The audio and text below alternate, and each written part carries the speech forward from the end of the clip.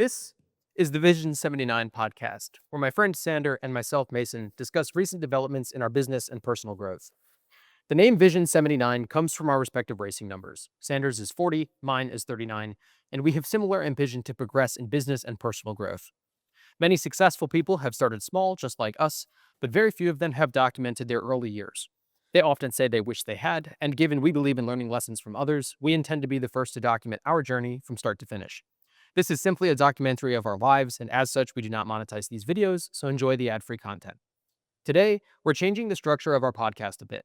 We've been threatening to replace our philosophical segments as our business updates get longer for some time now, and we take a step in that direction today.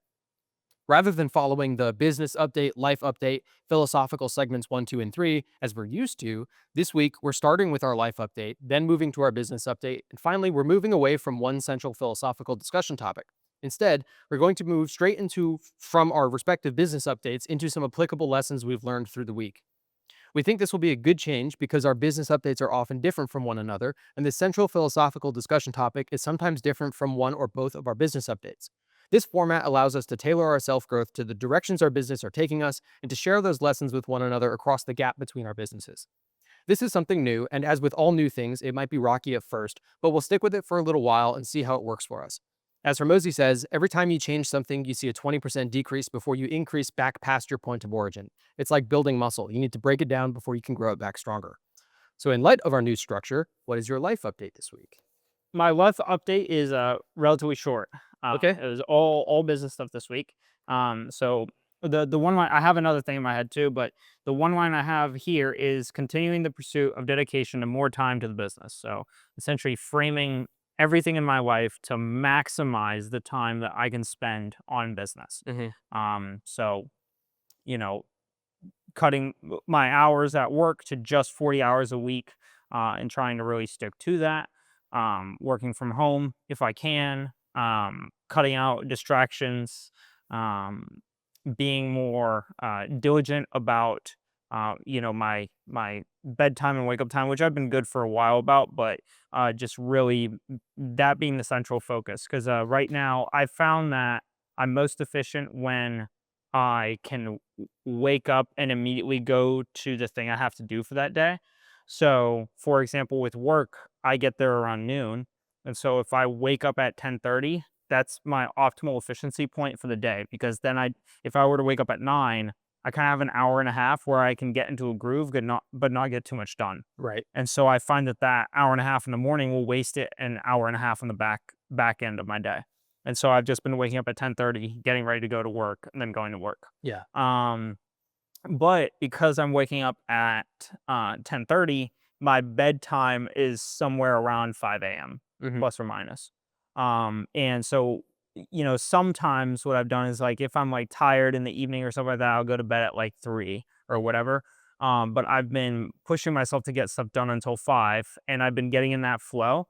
And so now I feel really good going to bed at like 5 or 6 and then waking up at 10:30-ish, That's good. around that range, like plus or minus half an hour. And I've been waking up naturally, which is new for me. I haven't had that before. Yeah. And so that's been my central life update. Hmm. Although I did have an update from yesterday. Yesterday I was at work, and it was second shift. And it was, end of the week, so slow. It was slow day. And one of my friends, who's not in my group but was in the office space, was in there on second shift. And so I went over to shoot the shit and whatever, pass a little bit of time. And they didn't know much about like my like personal life or like what I do. Yeah. And so I was telling him, like, oh, like, I have a business that I That's the work on. podcast. I was like, I have a business that I work on outside of work. Yeah. And went through like the standard routine of like, well, what do you do for fun? And I'm like, well, not much. And they're like, well, do you like not like anything else? I'm like, no, I like other things. I just am dedicating my resources towards the one thing that matters most. And went through this whole routine. And it was interesting because they were like they're like a very like passively judgmental kind of person, or at least that's like the vibe I got. Yeah.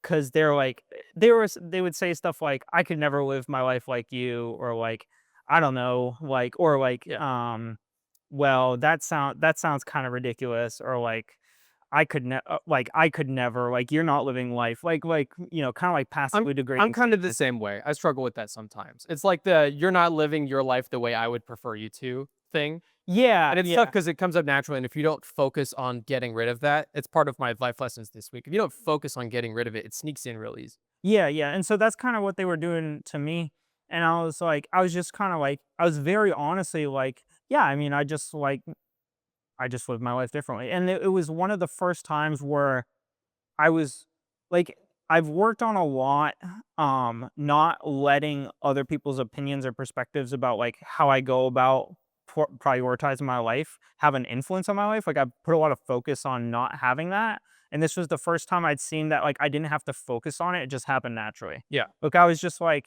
like, that's cool, like, if, and because they were like, "Well, like, how often do you hang out with friends?" And I was like, "Well, like, I kinda have, like, one main friend, and I see him once a week for a podcast, and, like, outside of that, like, I might hang out with, like, a person for an hour or 2, maybe, like, every other week, once a month." Girlfriend counts, and you sleep with her every night. Actually, if I That don't, time 'cause I sleep counts. on the floor, Never to wake mind. up earlier. You have a girlfriend, and you share the same space, so, like, Which items move around the house, and you know that she did that, and that counts as quality time.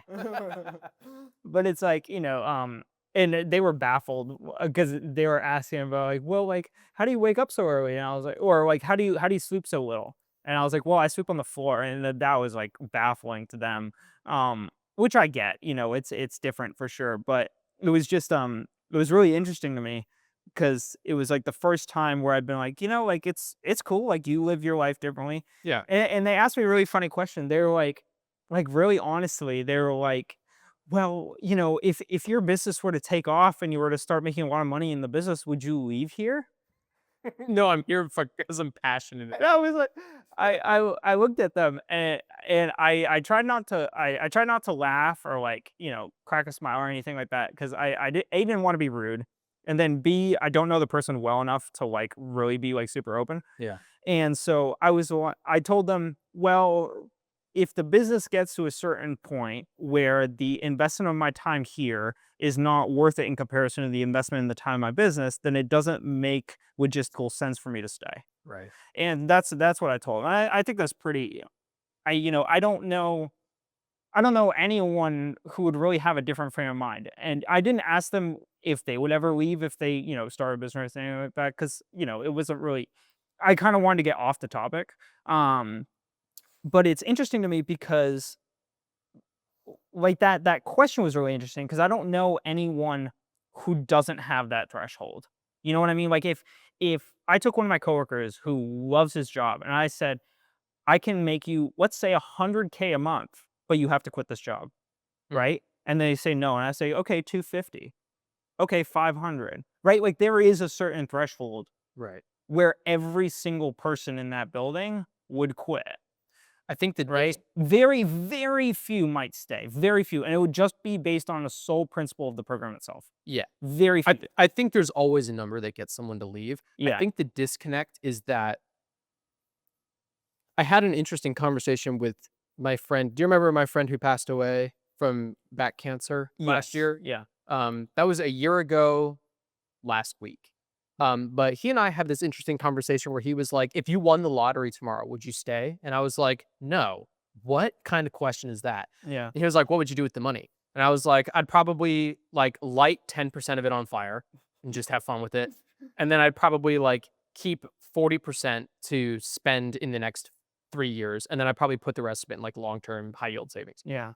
And he was like, "I would bounce immediately, light it all on fire, buy an island, whatever." And he was like, "But I ask you because one of our coworkers was like, I'll just put it in a high yield savings account and then I'll just keep coming to work every day because he enjoys work." Yeah. I think the difference between that and what your situation is, or our situation, is the coworkers that you're talking to think that if your business takes off, it doesn't take any effort. It's just going to take off. And you can continue to work the hours that Yeah. you're doing here Yeah. and do the business in your free time. Right. So you could stay at work.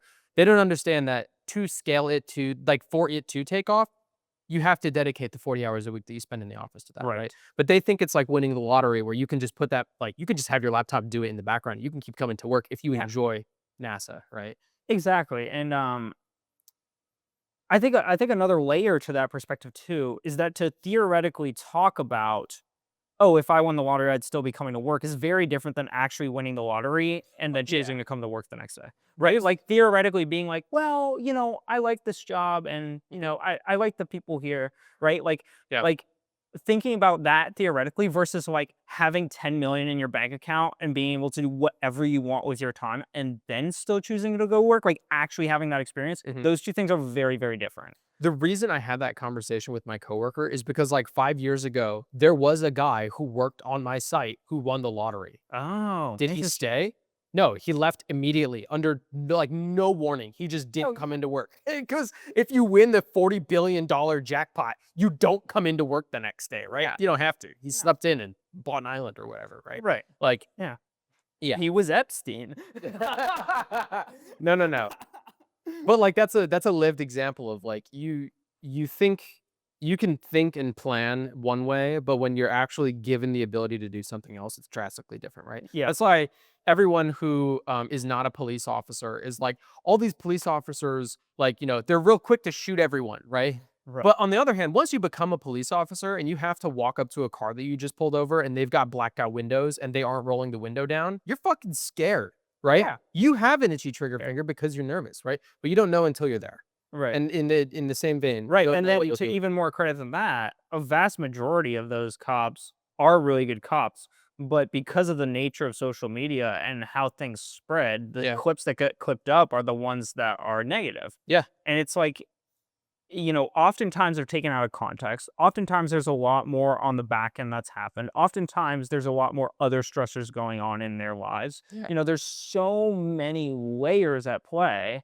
Yeah. And then like on top of that, like if you just get down to the base principle of it, a vast majority of the cases are like if you just cooperated, it wouldn't have been as big of a problem. Have you Like seen- that's what it honestly boils down to. And like I understand the other layers from the other side, but like, I've had some kind of a little bit sketchy police interactions where I've been going significantly over the speed limit Right. and they've pulled me over. I had one actually in Satellite Beach, and I was like really going over. I was like, this was like 3 in the morning on A1A, and I was bringing something back to one of Sammy's friends, and I really didn't feel like doing it, and so I was going like 75 and 35, and a cop lit me up, and he pulled me over, and he's screaming at me, Yeah. and like if I started to scream back, like I would have just gone to prison. Right? At minimum, right? Right. And then if I resisted arrest and got all riled up, like it could have gotten much worse from that. Correct. Always. But like, it was like, like he pulled me over and I was like, I totally get it. I was going way too quick. I'm so sorry. And he was like, how much you've been drinking? I was like, I haven't drank anything. I haven't drank in 2 years. Like you can do a sobriety test if you want. Like I'm totally cool with that, right? And so he was just like super upset. And he was like, we got through like 30 seconds of him being super pissed at me, right? And me just like going through this. And then he was like, how does it sound if I just let you go because I'm looking for drunk drivers tonight and slow the fuck down? And I was like, that sounds amazing. And he was like, slow the fuck down. And he rolled up his window and he left. That's so fucking funny, dude. Yeah. So it's like those, like that could have gone very south very quickly. Yeah. But like it didn't because, I was at least able to pull a mindset where I wasn't super frustrated about the situation. I understand there's many layers to this kind of problem, but Well, it's either you do something that you know is against the law and you get pulled over and you recognize that you are breaking the law. So take your licks. You're speeding on A1A.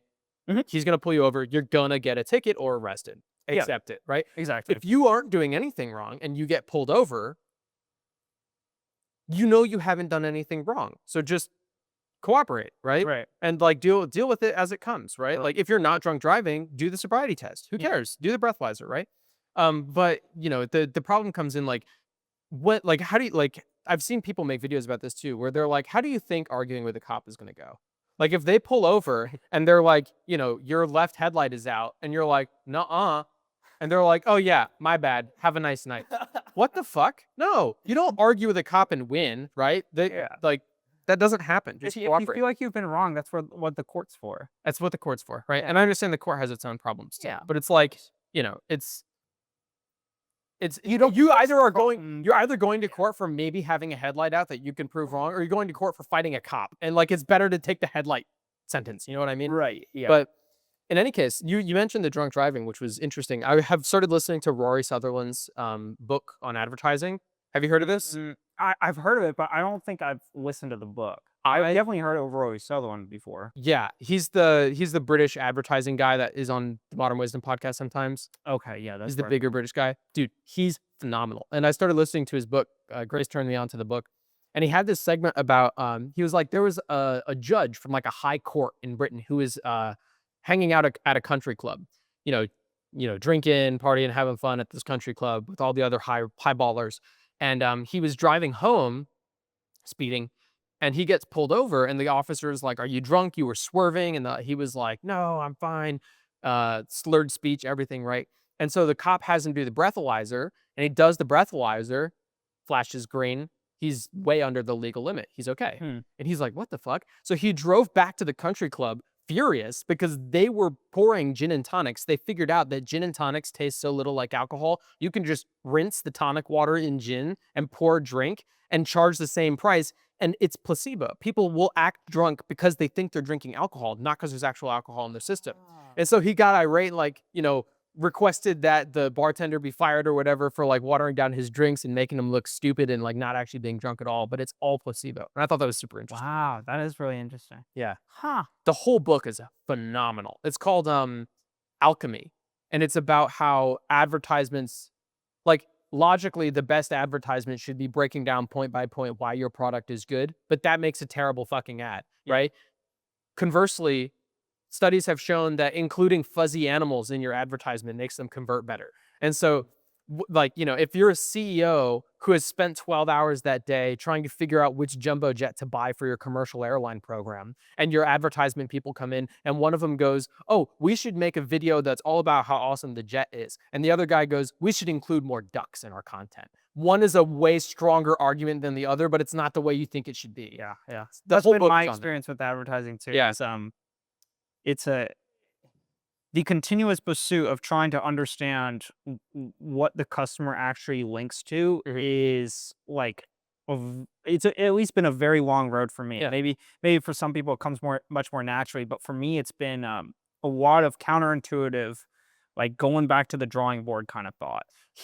The book is called Alchemy because advertising doesn't make sense. It's like magic. And he doesn't operationalize it with Hormozy. He just Mm, talks about the different examples in which alchemy has happened and worked. yeah. And he has Ogilvy is the name of his company, and he specializes in making those ads. Um, and so the book is phenomenal, and it's narrated by him. And I always prefer it when the author narrates the book too. It's on Mm, Spotify. It's free on Spotify. And he has this phrase, which is something that is nonsense is not the same as something that is nonsense, like nonsensical. They're different things. mm, So like someone coming in and making an advertisement that breaks down the budget of the company is nonsense because no one's gonna fucking listen to that, right? But someone that comes in and just on a whim is like, what if we made our mascot a beaver, right? That's nonsensical, but it might work. And mm. so he tries to figure out, how do you define the difference between nonsense and nonsense? And he's Rory Sutherland, so he does it in a really roundabout way, but it's an interesting book so far. Yeah, yeah. That is interesting. And I hear it, and I think that goes along with the Hormozy principle of you really need, like, if you don't want to rely on luck, you just kind of need volume. Yep. Because like if you do volume, you will inevitably hit one of those nonsensical Yeah. ideas, Dude, right? Tyler was telling me this week, a few weeks ago, he was like, "Oh, like I want to make some real estate money. Like I'm gonna call a few of my past clients and see if they want to buy another house, and then I'll just give you guys the referrals." And I was like, "Okay, sounds good for me."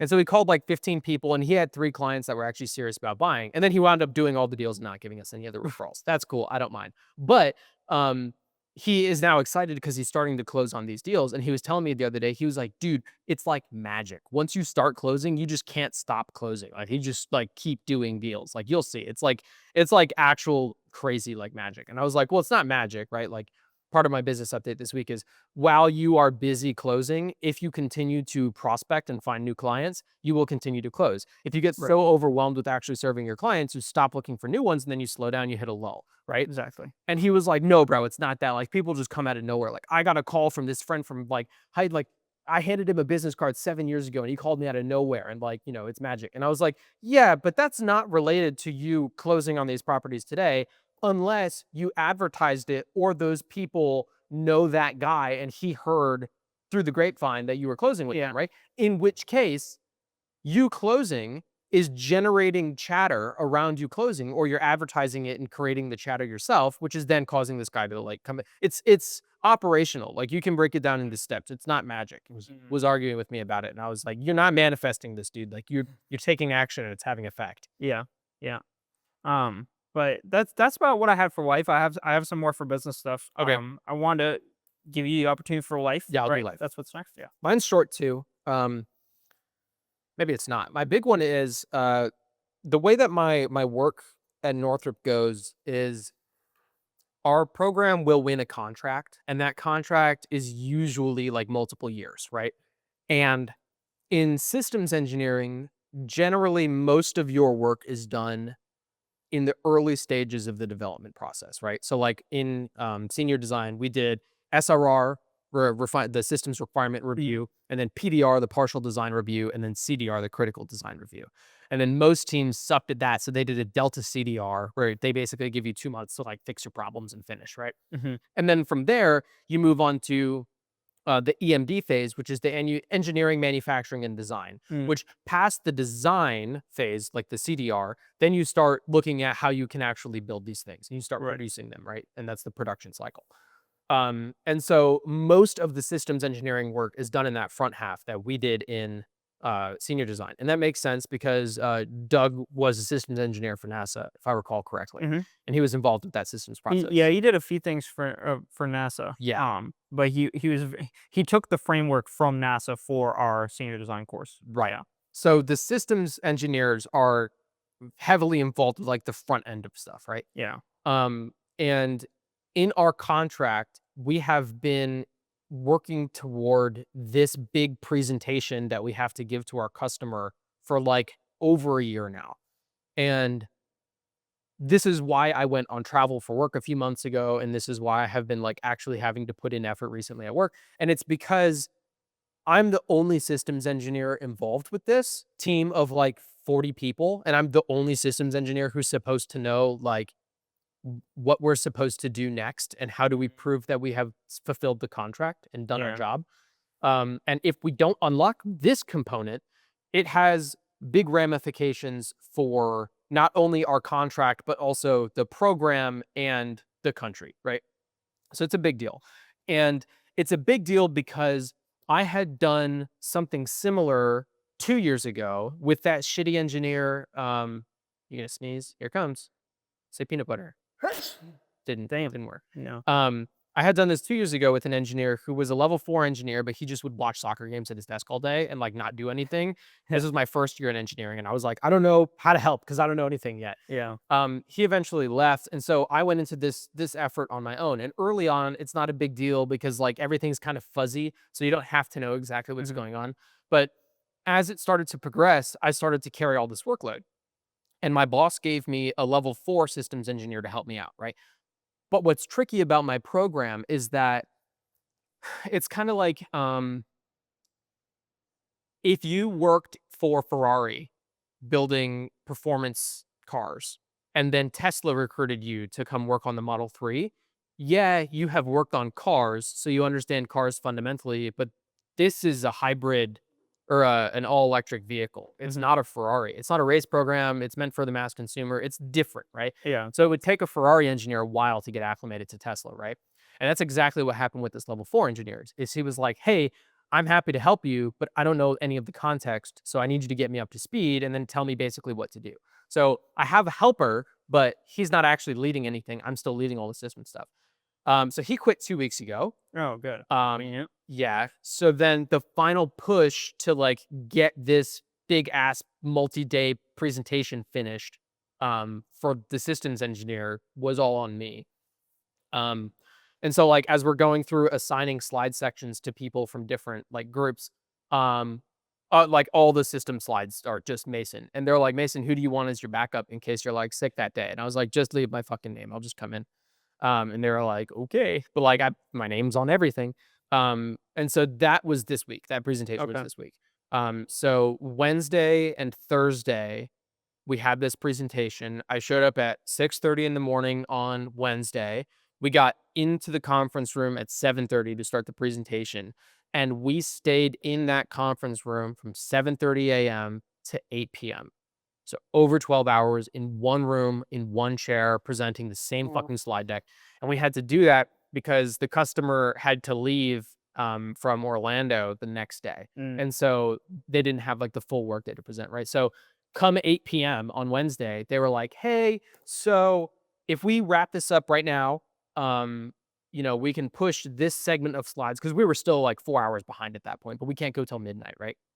If we push this segment to the next day, and then run some slide decks in there more efficiently, then we can get this done in time. And so I went back to my desk at that point and started rearranging my slides for the next day to make it more efficient, like cutting the fluff out, right? Because I like to be um, overly detailed to the point where I'm giving you more information than you need. So like I'm defining terms that aren't really necessary, but for the sense of completeness, I want someone who doesn't know anything about anything, like the level 4 systems engineer I was working with, to read this document and understand what's happening, right? And so I cut out like a huge chunk of slides for Thursday. And so we show up 6 a.m. on Thursday. So like we leave at like 8:30 at night on Wednesday and then show back up at 6 a.m. on Thursday. And I'm like, oh, this is what Sander has been doing for weeks and this is fucking terrible, right? The only difference is I have to wear the like fucking fancy people clothing and like present. It's not like just doing work. They do that for our launch countdown sims too, and every single time I just show up how I always show up to work. Yeah. If I was presenting to like a customer, I would, but like for these launch countdown sims, it's like, oh my god. Yeah, I dressed in a button down and slacks and my Scarpa shoes, and people were like, "It's not the suit that you should be wearing, but okay." And like I was like, "This is the best you're getting from me. I'm gonna roll up my sleeves in an hour, and like that's all you're getting, right?" So I still didn't dress up the way I maybe should have, but at the same time, I'm a level 1 systems engineer carrying the load of the entire systems engineering department. So maybe let me wear what I want to wear. They should company sponsor you a suit. Fucking raise my pay, right? I have been. They were talking about a promotion last year. They officially did the paperwork to put me in for a promotion earlier this year, but the promotional cycle is frozen. So no one's getting promotions right now. I've heard recently they unfroze it, and it's only me and one other person in my category competing for a promotion. So like in all likelihood, I get it whenever they get around to it, but God knows when they will. Got it. So anyways, I present all this stuff. And at the end of it, our program has gone through this presentation cycle a couple times, right? No one I presented with was involved those previous times, right? And the first time we did it, our program feedback was like, this sucks. You have to go do a delta. We did that. The next time we did it, they were like, this is better, but not great. Maybe fix some stuff. And then this time we did it, someone had pulled my boss aside and they were like, this is the best one you guys have done far and away, like hands down. Very thorough. Good job. Nice. Which means that we took all of the learning from the previous cycles that we had done and applied all those lessons accurately, right?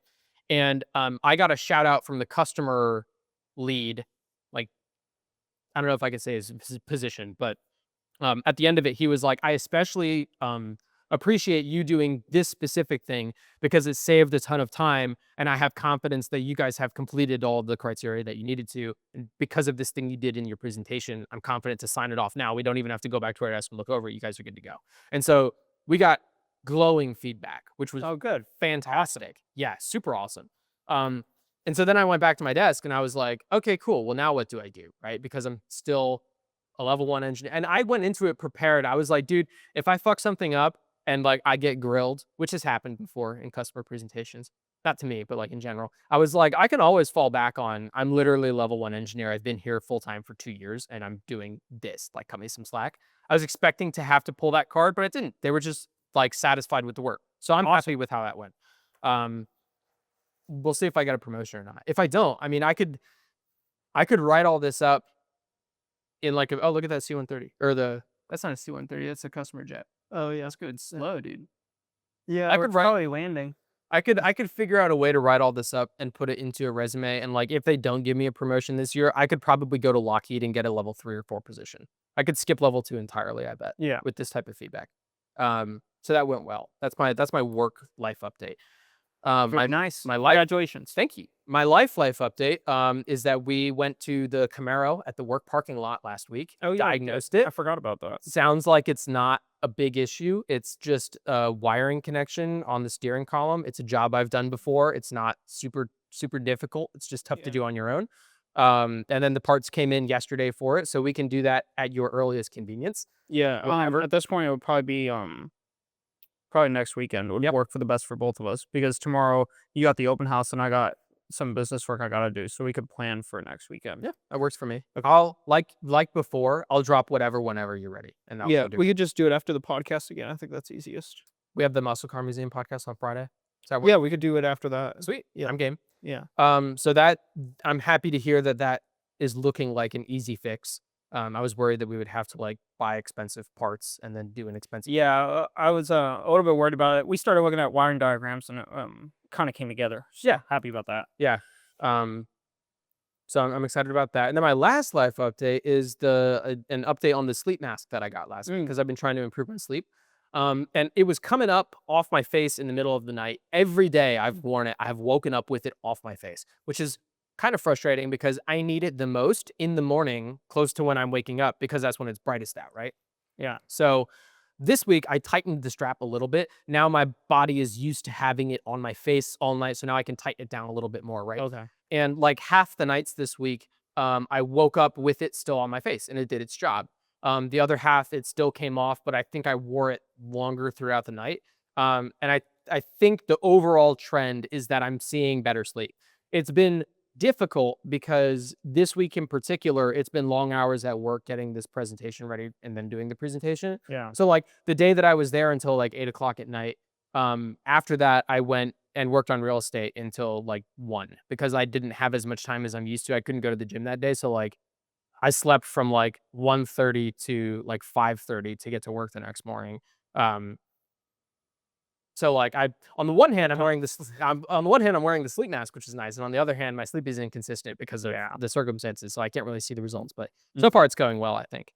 Yeah, the consistent sleep I think is like the biggest factor for me. Yeah, it's a big one. Yeah. Well, if you go to bed at inconsistent times, the average optimal period of time is like 8 hours, right? But if you go to sleep consistently at the same time every night and wake up at the same time every day, that becomes 6 hours. Yeah. Like the largest studies have shown that that's an accurate trend, right? And so if you apply it to a specific person who needs less sleep or can operate on less sleep, then you can shorten that down to like the 5.5 hours you're at now. Yeah. With consistent time. Yeah. But that's my life update. Very cool. What's your business update? Business this week was good. Interestingly, I did not create any new advertisements. So my main focus this week was research, understanding my avatar, analyzing the ads that I've done, and really building a persona and idea of who I'm selling to and how I can sell to them. Yeah. And so that's where it really gets into, I'll move this over here so I have room in front of me. But that's where it really gets into what I've been doing this week. So one of the things I did was I have this big growth guide. It's called the growth guide. It's from the kind of like the courses I work from, and they're a media buying agency as well. So they do a lot of advertisement oriented stuff. This template came from them, but I refilled it out, essentially going through who my persona is and talking a lot about like where are they at in the market? Are they an unaware audience? So like, do they not know about the problem that I'm presenting? Right. Are they problem aware, which is like they know that the problem exists, but they don't really know how to solve it. Solution aware would be they know the problem exists and they're familiar with a few different solutions for it. Product aware was they are they know the problem, they know some solutions, maybe they've tried some solutions, but they kind of want to know why yours is better. And then most aware would be like they're already pretty much sold on your product, they just need a call to action. Right. And so going through that process, going through market desires, going through, and then something else that I learned this week was I was going back through the advertisements, like really in depth going through them. And I realized that a lot of the features I'd been presenting, I'd tried to present as benefits, but I hadn't effectively tied them together to one Mm. another. And so I was still kind of presenting features in my advertisements, whereas like I should be presenting benefits that the product gives and then weaving in the features through those benefits. Okay. And that's not something that I had effectively done. And so I went back through um, and went through all the features and like created new benefit outlines and stuff like that. And kind of I reformatted their structure a little bit, really trying to learn that. Um, and then I So, learned, so uh, tell me the difference between a feature and a benefit. yeah. So a benefit is essentially if I were to take um let's start with the feature and then move to benefit. It'll be a little bit easier. So let's say a feature of the gramophone is that it comes with 96 songs and stories, Okay. right? That might intuitively speak of a benefit to your life internally because it's like, oh, it has so much variety. But saying it comes with 96 songs and stories doesn't directly touch at a benefit. Hmm. But you could say 96 songs and stories so that you can have something fresh and new with your kid every single day, right? That's a benefit, right? Input versus output. Input is it has the songs. Output is this is how it impacts you. Right, Right. exactly. So that's what a lot of these benefits were, or sorry, these features I was turning into benefits. And I'd done this prior, but when I was going back through, I really realized that like, but the benefits that I outlined are just kind of a reworded feature. Like there's not really a so that you can structure to the benefits that I've outlined. Gotcha. And so I went through it. And I used AI to help me out with like especially like formatting and stuff because like when I'm like going through the flow of research, I'm like just jotting ideas down and it's very time consuming for me to reformat it. Right. And so I'll give AI like a ton of different information and be like, organize this how you see fit. And then I'll take a look at that organization and see if it matches with like kind of like what the idea I'm trying to get at is. Right. But really outlining that is something that I worked on this week, going through that stuff. Gotcha. Um, and through that development, I also worked a lot on um, this research document. And so this document here is something that I did a while back. And I was chatting with my mentor, um, and he was like, "Are you going back to the research document once a week and updating it?" And I was like, "No, like I just kind of like did my research and then have been making ads since." And he was like, "You should go back through and really core analyze your advertisements and how they're linked to your research, and how you're conveying that through your advertising script." Yeah. And that's not something that I had been effectively doing. And I thought that I was analyzing ads, or at least trying to, based on the best I could on the volatility of the spend I had. But I realized that like there's a there I don't have it written down.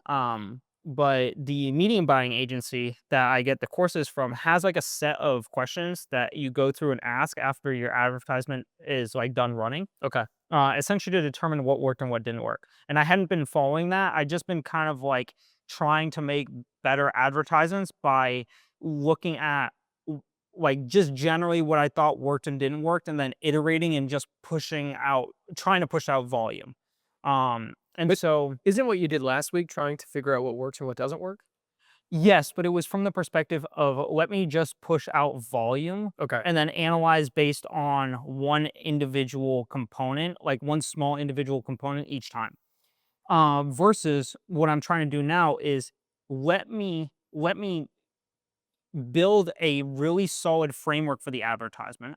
I have an iterative process that I can use in order to give it the best shot at winning, right? Mhm. That's what I talked about last week. Yeah. But let me really get down to the base root of things much more deeply than I have in the past Okay. to really understand the persona and my market and who I'm targeting. And so essentially I've I've found a way that I can iterate advertisements quickly, but I'm still working off of what I realized through this process is that my baseline that I'm iterating off of is already kind of shitty. And so the best I'm going to get from the iterations that I currently have is like improved shitty, which isn't really what I'm looking for right now. And so what I'm trying to do is raise the bar of where my baseline's at by creating better advertisements, by targeting the personas better, touching on the beliefs that they have, touching on the benefits, touching on the mass desires that they might have for their kids or grandkids, creating that base formula, and then iterating over that. So you had mentioned last week, it's like you come up with an idea and then you iterate and then you come up with a new idea based on your readings and your learnings and you do it from there. It wasn't iterate, it was use a different I word. Ideate. Ideate, yeah. Yeah. So this is like that. Yeah, this is like a ideation, a very in-depth ideation, and then I will iterate on top of that ideation. Right. And so I went through this. This is just like most of the segment of the research document. I printed out like the main segment. This is 27 pages Mhm. as of today. I started off with like it was like 11 pages. Okay. And so I did a lot of digging into this and really digging into the different personas. And I realized a lot of different angles that I hadn't seen before. And so I was glad that I went back into the research and really dug into this stuff. Because I found different angles, but even so, I found a lot more depth to the angles that I currently had. Like, for example, the screen-free product, right? Like it's a screen-free toy, right? So that inherently has some benefits like, well, reduced screen time is good, but I hadn't really dug into like what the everyday experience of moms or grandmothers is with screens. How does it really impact them from an emotional side? How does it like is there guilt involved in that process, right? Like really digging into these things. And they're things that I thought about, but I hadn't dug into the research enough to really put myself in the shoes of what it's like really put myself in the shoes. And so I think, yes, I got a lot of value out of doing the research, but I think the biggest value was I was able to really not only not just see, how do I want to phrase this? Not just understand where moms and grandparents are coming from, but really be in their shoes day to day to understand from a really deep perspective, concretely what their struggles are. I think that was the biggest thing I got out of this. And so, um, you know, like for example, so I dug into a lot of beliefs as well, beliefs around the product and other toys as well, Mhm. trying to understand where parents come from about different toys and stuff like that.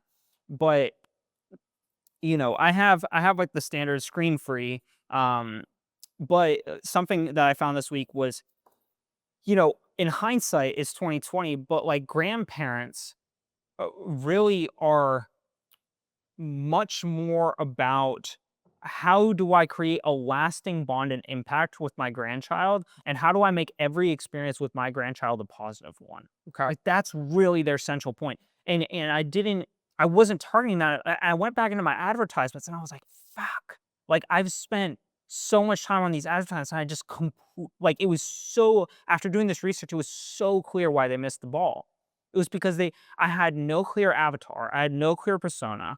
I had some benefits that I was kind of like touching on, but not very effectively. I wasn't instilling belief in the customer. It was so obvious that these failed to me, which I was super happy about because if I'd gone through like I was trying to estimate it yesterday, like how much time I'd spent just on this. And I think since the last podcast, it's probably close to 30 hours or 40 hours, like just so far, because I've been getting home around 9 and then I go to bed at 5. Mhm. And I've done that every day. And then I had some weekend time too. So it's like, It's the inverse 9 to 5. yeah, it is. It is. Um, and so, I think I've done a lot of digging into this. But it was just so obvious why my advertisement failed. And it's like I didn't and then I started looking at the metrics of who my ad is currently targeting, digging into what the age brackets are, what the gender groups are, where are they from, right? Digging into that stuff, and I realized that like it's largely female. So let me just narrow down to female first of all. Yeah. And then it's largely 55 and over. So let me just narrow down to like aunts and grandmas. Right. And I'm gonna test grandmas first because I think that's where, from my digging in, I think that's where a majority of my research comes from. Yeah. But something that going through this process was like I see advertisements for moms all the time. I see fewer for grandparents in regards to their grandkids. I have never seen one in regards to an aunt or uncle in regards to their niece or nephew. Mhm. But I had a customer call, it was really funny. I had a customer call me this week, and they were confused because they had an invoice and the invoice had my phone number on it. And so I was trying to figure out what's going on because they were telling me it was like a Capital One thing. And I was like, oh, like, did you get like some, I thought it was like a credit card offer from Capital One. It just got mailed to the wrong address. Okay. And they were going through it. And I realized that my invoicing on some credit card bills, it will have my phone number as a contact. Okay. And so they forgot that they'd purchased. And so they called me Interesting. trying to figure that out. And I was talking with them a little bit. And they're like, yeah, I bought one for my niece and one for my nephew. Mhm. And I was like, oh, like, I haven't even, like, I'd written down here to target to like some aunts and uncles potentially, but like I like going through this research process, I was like, there is no one marketing to aunts and uncles. Mhm. And Hermosi and Eugene Schwartz talks about calling out the persona that you have. And it's like, if I can create advertisements that are just specifically targeting to aunts, yes, it's a smaller market, but it's not a very small market. And then additionally, I don't see any advertisements that are currently marketed to aunts and uncles, so that might be a persona or an avatar that is left out. Yeah. Because currently I'm marketing to moms and grandkids, and aunts are still buying, Right. right? And so like that might be a way to like kind of cater to that audience. Yeah. And so that's something I got from the research this week. What's cool about that too is that when you're a mom or like a grandparent, like you have had a kid, right? Yeah, And you have an understanding of what you want your kid to be and what you think they will like, right? But aunts and uncles aren't always like super close with their kid in the same way that a grandparent is. They love their nieces and nephews, right? But it's like they don't always live in the same house. You mm, know what I mean? Like they might live 15 minutes away and they only see the kid like, maybe once every other week or something like that. And so they don't get a ton of time with them, but they're also not really sure what the kid will like or what to do. And yeah, so if you market something to a mother or grandmother and say, "Hey, this is a good product for you." They are of a position that they might be like, "Well, my kid wouldn't like that," or "I don't want them to have that," right? But an yeah, aunt or uncle might be up in the air of like, "I don't really know what to get him." And if they see an ad that's like, "This is built for nieces and nephews," they're like, "Oh, cool." Like, yeah, proven product. Like my aunts, I would make a Lego list every year of like, I'm gonna make it real simple for you, aunt and uncle, right? This is what I want. yeah, These Lego sets, right? Um, and like on the years that I would forget to get that list to them, or even on some years, they would be like, "Well, I'm not just gonna get him something from the list because he expects mm, that. I'm gonna get him like a surprise," right? Usually the surprise fell flat because genuinely, autistically, all I want is these Lego sets, right? right, So if you get me anything else, even if it's cool, like a plastic lightsaber that like shoots out or whatever, right? Those are cool, but like I want the Legos, right? yeah. And so if an aunt and uncle finds that they're struggling to find a gift because their kid isn't on the spectrum and gives them a list of Lego sets they want, um, it would be, I think, helpful or a step in the right direction if you call it out specifically. Yeah, yeah. So that's something that I got from my research this week.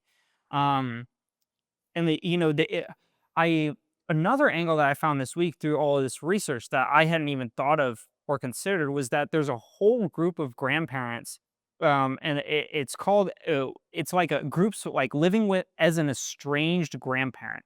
And what that means is it's when the mother of the kid and the grandmother will get into some argument or feud, and then the grandmother will get pushed out of the relationship, right? And so that was an interesting perspective for me, because it's like, mo my current advertisement that's doing relatively well markets to, moms and grandparents, Right. essentially, right? But separating that may be useful because that might be off-putting to that customer base right off the get-go, Right. right? And so, like, just looking into these things was really interesting. And also, something that I did this week was I joined some Facebook groups that are grandparent-oriented. Mhm. And I realized, like, I focus so much on trying to get, like, the perfect footage lined up right and, like, get this template working and, like, all these things. I wanted to just, like, look really, like, professional. And then what I realized was, like, I am making advertisements based on what I have seen do well with professional advertisements. Mhm. That's fundamentally like an or can be an issue because my algorithm and what I see is catered to me. And I am not a 65-year-old grandparent. I'm a 25-year-old brain rot kid who likes to who doom scrolls on the toilet, right? Right. And so it's like that's very different avatars. And so like for me, the content that's like showing a bunch of different clips is like intuitive to me. Mhm. But like what I saw on a lot of the grandparent pages was it was so far removed from that.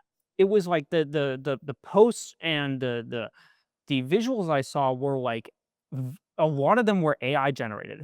First off, a lot of like the "I love my grandkids" kind of posts AI were gets them, dude. AI gets 'em. AI. They were AI generated, and it was very poor AI generation, and it was so poor, and people would recognize it in the comments. This was what was really interesting is people knew it was AI generated, right? Because a lot of these grandparents were generating themselves and then posting them. Yeah. But what was incredible about it was it didn't matter that it was bad from a visual perspective or that there were words flipped around in the, AI script on the picture. Yeah. Like, and none of that matter. They still got tons of likes. They still got tons of comments because it was the feeling and the emotion of Gabe of love and care and unconditional, like, want to make their grandkids happy. Yeah. Like that was the fundamental core. And it was like that was like a real breakthrough for me because I was like, oh man, like I've been focusing so much on the visuals and neglecting the script and just like combining, different script ideas that are kind of half-assed around no target persona desire or belief. And it's like I'm missing the one thing that my customer base latches onto. Like I'm focused on all these visuals. They don't care about the visuals. It's like, what's the story underneath? Mhm. Right. And so that was like a really big breakthrough for me. I was like, oh shit, like I've totally missed the ball on this. Well, it's like, have you ever like interacted with how much interaction do you have with other people's grandparents? Zero. It's insufferable. So when Shaw and I were working at his grand aunt's place in Melbourne Village, like behind the Target over here, Mm. um, dude, old people fucking love old shitty photo albums. Like all the pictures are faded. They were taken on a potato and then run through a microwave. Like they're fucked photos, right? But they love the stories behind them and they love those photos as scuffed as they are Yeah. because of that, right? So like what I associate with older folk is like it doesn't have to be clean. It can be rough around the edges. It just has to be something that they like. It just has to be authentic, right? Yeah. So like, dude, if you want to understand old people, take like buy 5-year gramophones and then go walk around Melbourne Village and knock on doors and be like, "Hi, I'm trying to find out like more about my target audience for this product. I'd love to give this to you for free in exchange for like 15 minutes sitting down and getting to know you." And they'll keep you there for Yeah. 4 hours and tell you about their grandson who's going to UF and is on the football team or whatever. Like they will not shut up, right? But what's interesting that I just thought about for targeting older people is that you're not just targeting moms or grandmothers, you're targeting people over the age of 65, right? And what's interesting about your product in particular is what did people over the age of 65 actually legitimately grow up with? Right. Real gramophones. Yeah. And kids these days probably don't even know what that is. And so you have an interesting angle there as well, which is, hey, you can bridge the gap between your generations by sharing something that you grew up with these kids because their parents aren't going to show them, right? Yeah. Yeah. So that's one of the things that's one of the learnings I had this week too was um and it was like it was interesting because before I had understood the words like, oh yeah, there's a technological gap between grandkids and grandparents. Mhm. And it's like, yeah, okay, cool. Let me see how I can touch on that. Like that was my previous thinking. But now it's like, no, I understand the feeling that happens when the grandkids are like playing on their tablet and the grandmother doesn't understand and she's trying to connect and she feels defeated and she doesn't know what to do and she's stuck. Like that feeling is very embodied Yeah. in me now. And so it's not it's like, yes, I had some breakthroughs when I was going through this research process, but I think the biggest breakthrough for me was really getting in the shoes of the people that I'm marketing towards. Like that was the biggest breakthrough, like really concretely seeing it from their eyes. Dude, if you could get a video clip from like 1940 of like a bunch of friends dancing around a gramophone Yeah. and then like hard cut that to a kid with your toy dancing with their grandmother, be like, "Oh, you used to dance with your friends and now you get to dance with your grandkid, right? With the same Yeah. gramophone." You just have to find that really old footage, right? Yeah. But Yeah. it's a way to say it's a way YouTube's to a tie magical the two place. together. What'd you say? YouTube is a magical place. Yeah, YouTuber fucking ChatGPT 5, dude. Have Yeah, you seen those videos for ChatGPT 5? I haven't seen the videos. No. Oh my. I've been using it though. 5? Yeah, How do you have it? it's access to all OpenAI users. All I think it's OpenAI. just limited. Is it? Is it open to everybody I now? was using it yesterday. I looked into I it. created my own personal GPT with GPT-5. Dude, I had tried to get to it yesterday and I couldn't get to it.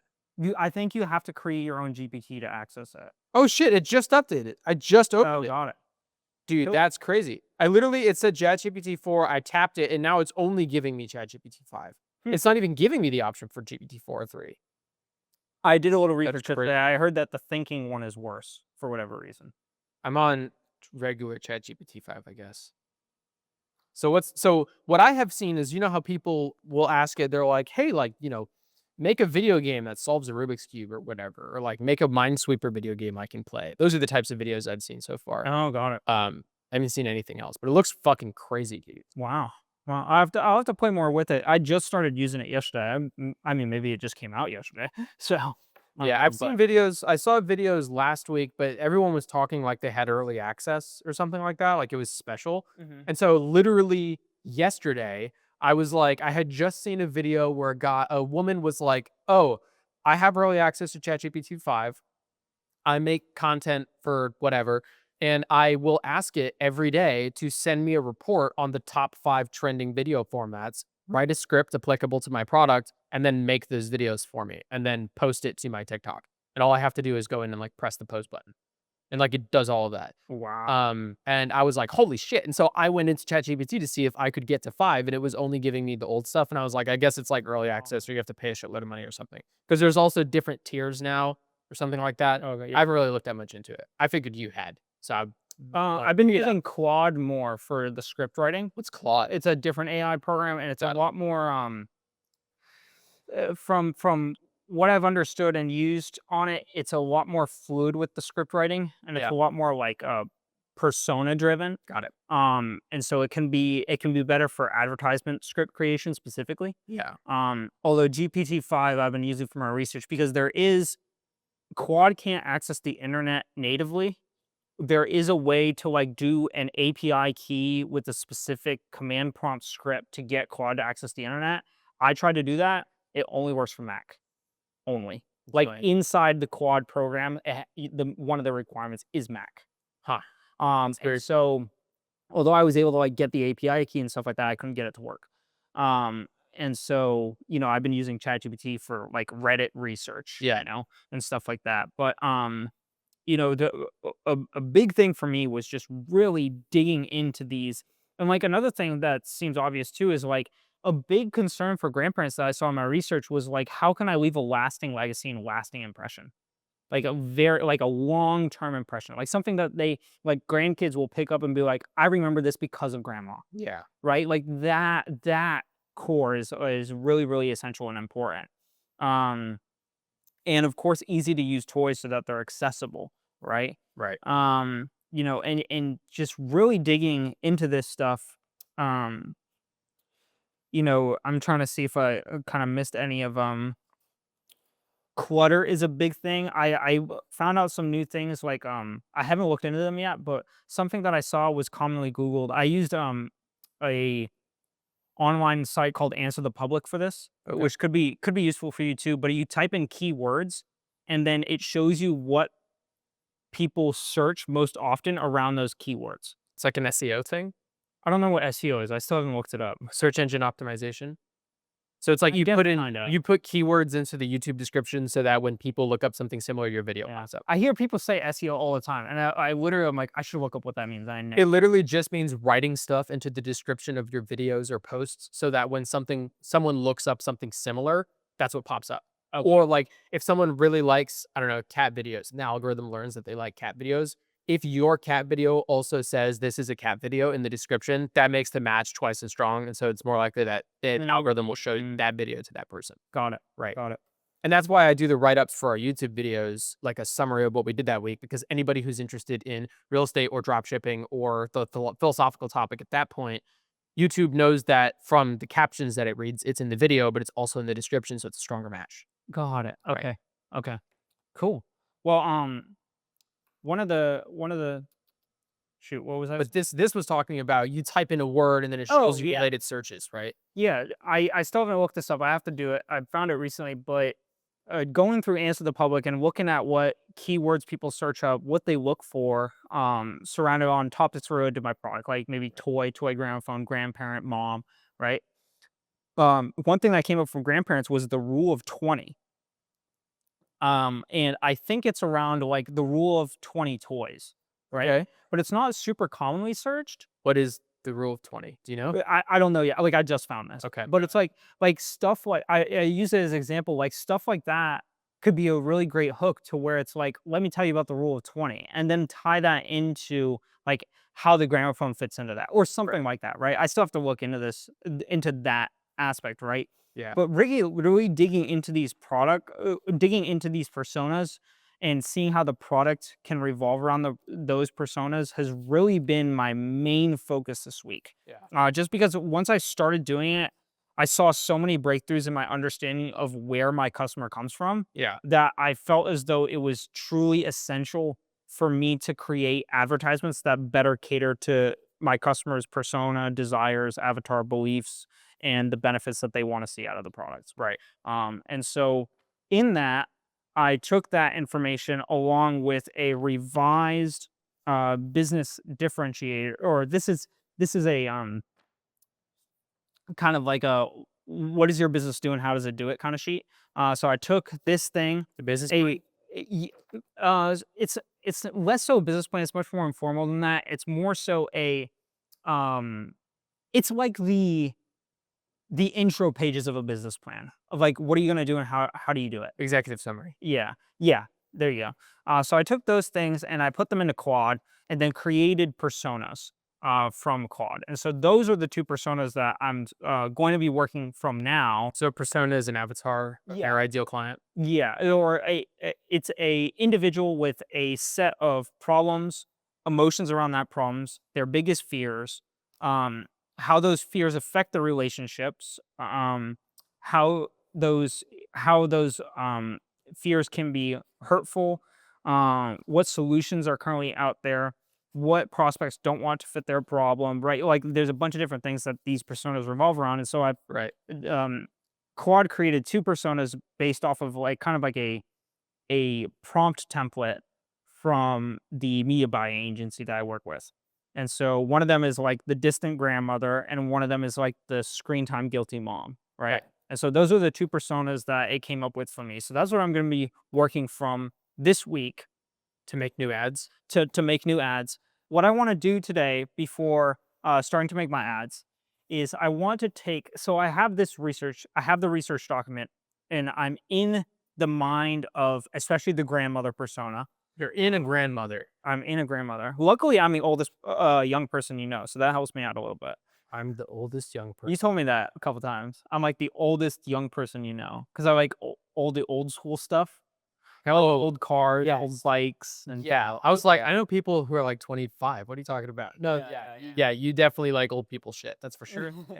Oh. So it works out for me. But like I'm really in the Of all the 20-year-olds to start a dropshipping store and sell a gramophone, you're the person to do that. It fits well. Um, but you know, I've I really wanted. So I think one of going through this process as well. Something that I realized was I made the research document and I had a lot of stuff that I'd forgotten about in the research document. I added a lot of great information. I really condensed it down. I did a nice job with it, but there was information even when I got there initially that I was like, shit, I should have listened to this. And so my big hurdle, I think, is like when I pull up this fucking document, the last thing I want to do after an 8-hour workday at like 10 p.m. is read through a 27-page document to remind myself of the research that I've done and who I'm targeting. Right. And so I need a very effective way to go from all of this information into a framework of questions to ask myself to pull specific things to inform my advertisement creation process. Mhm. I need a vehicle to do that.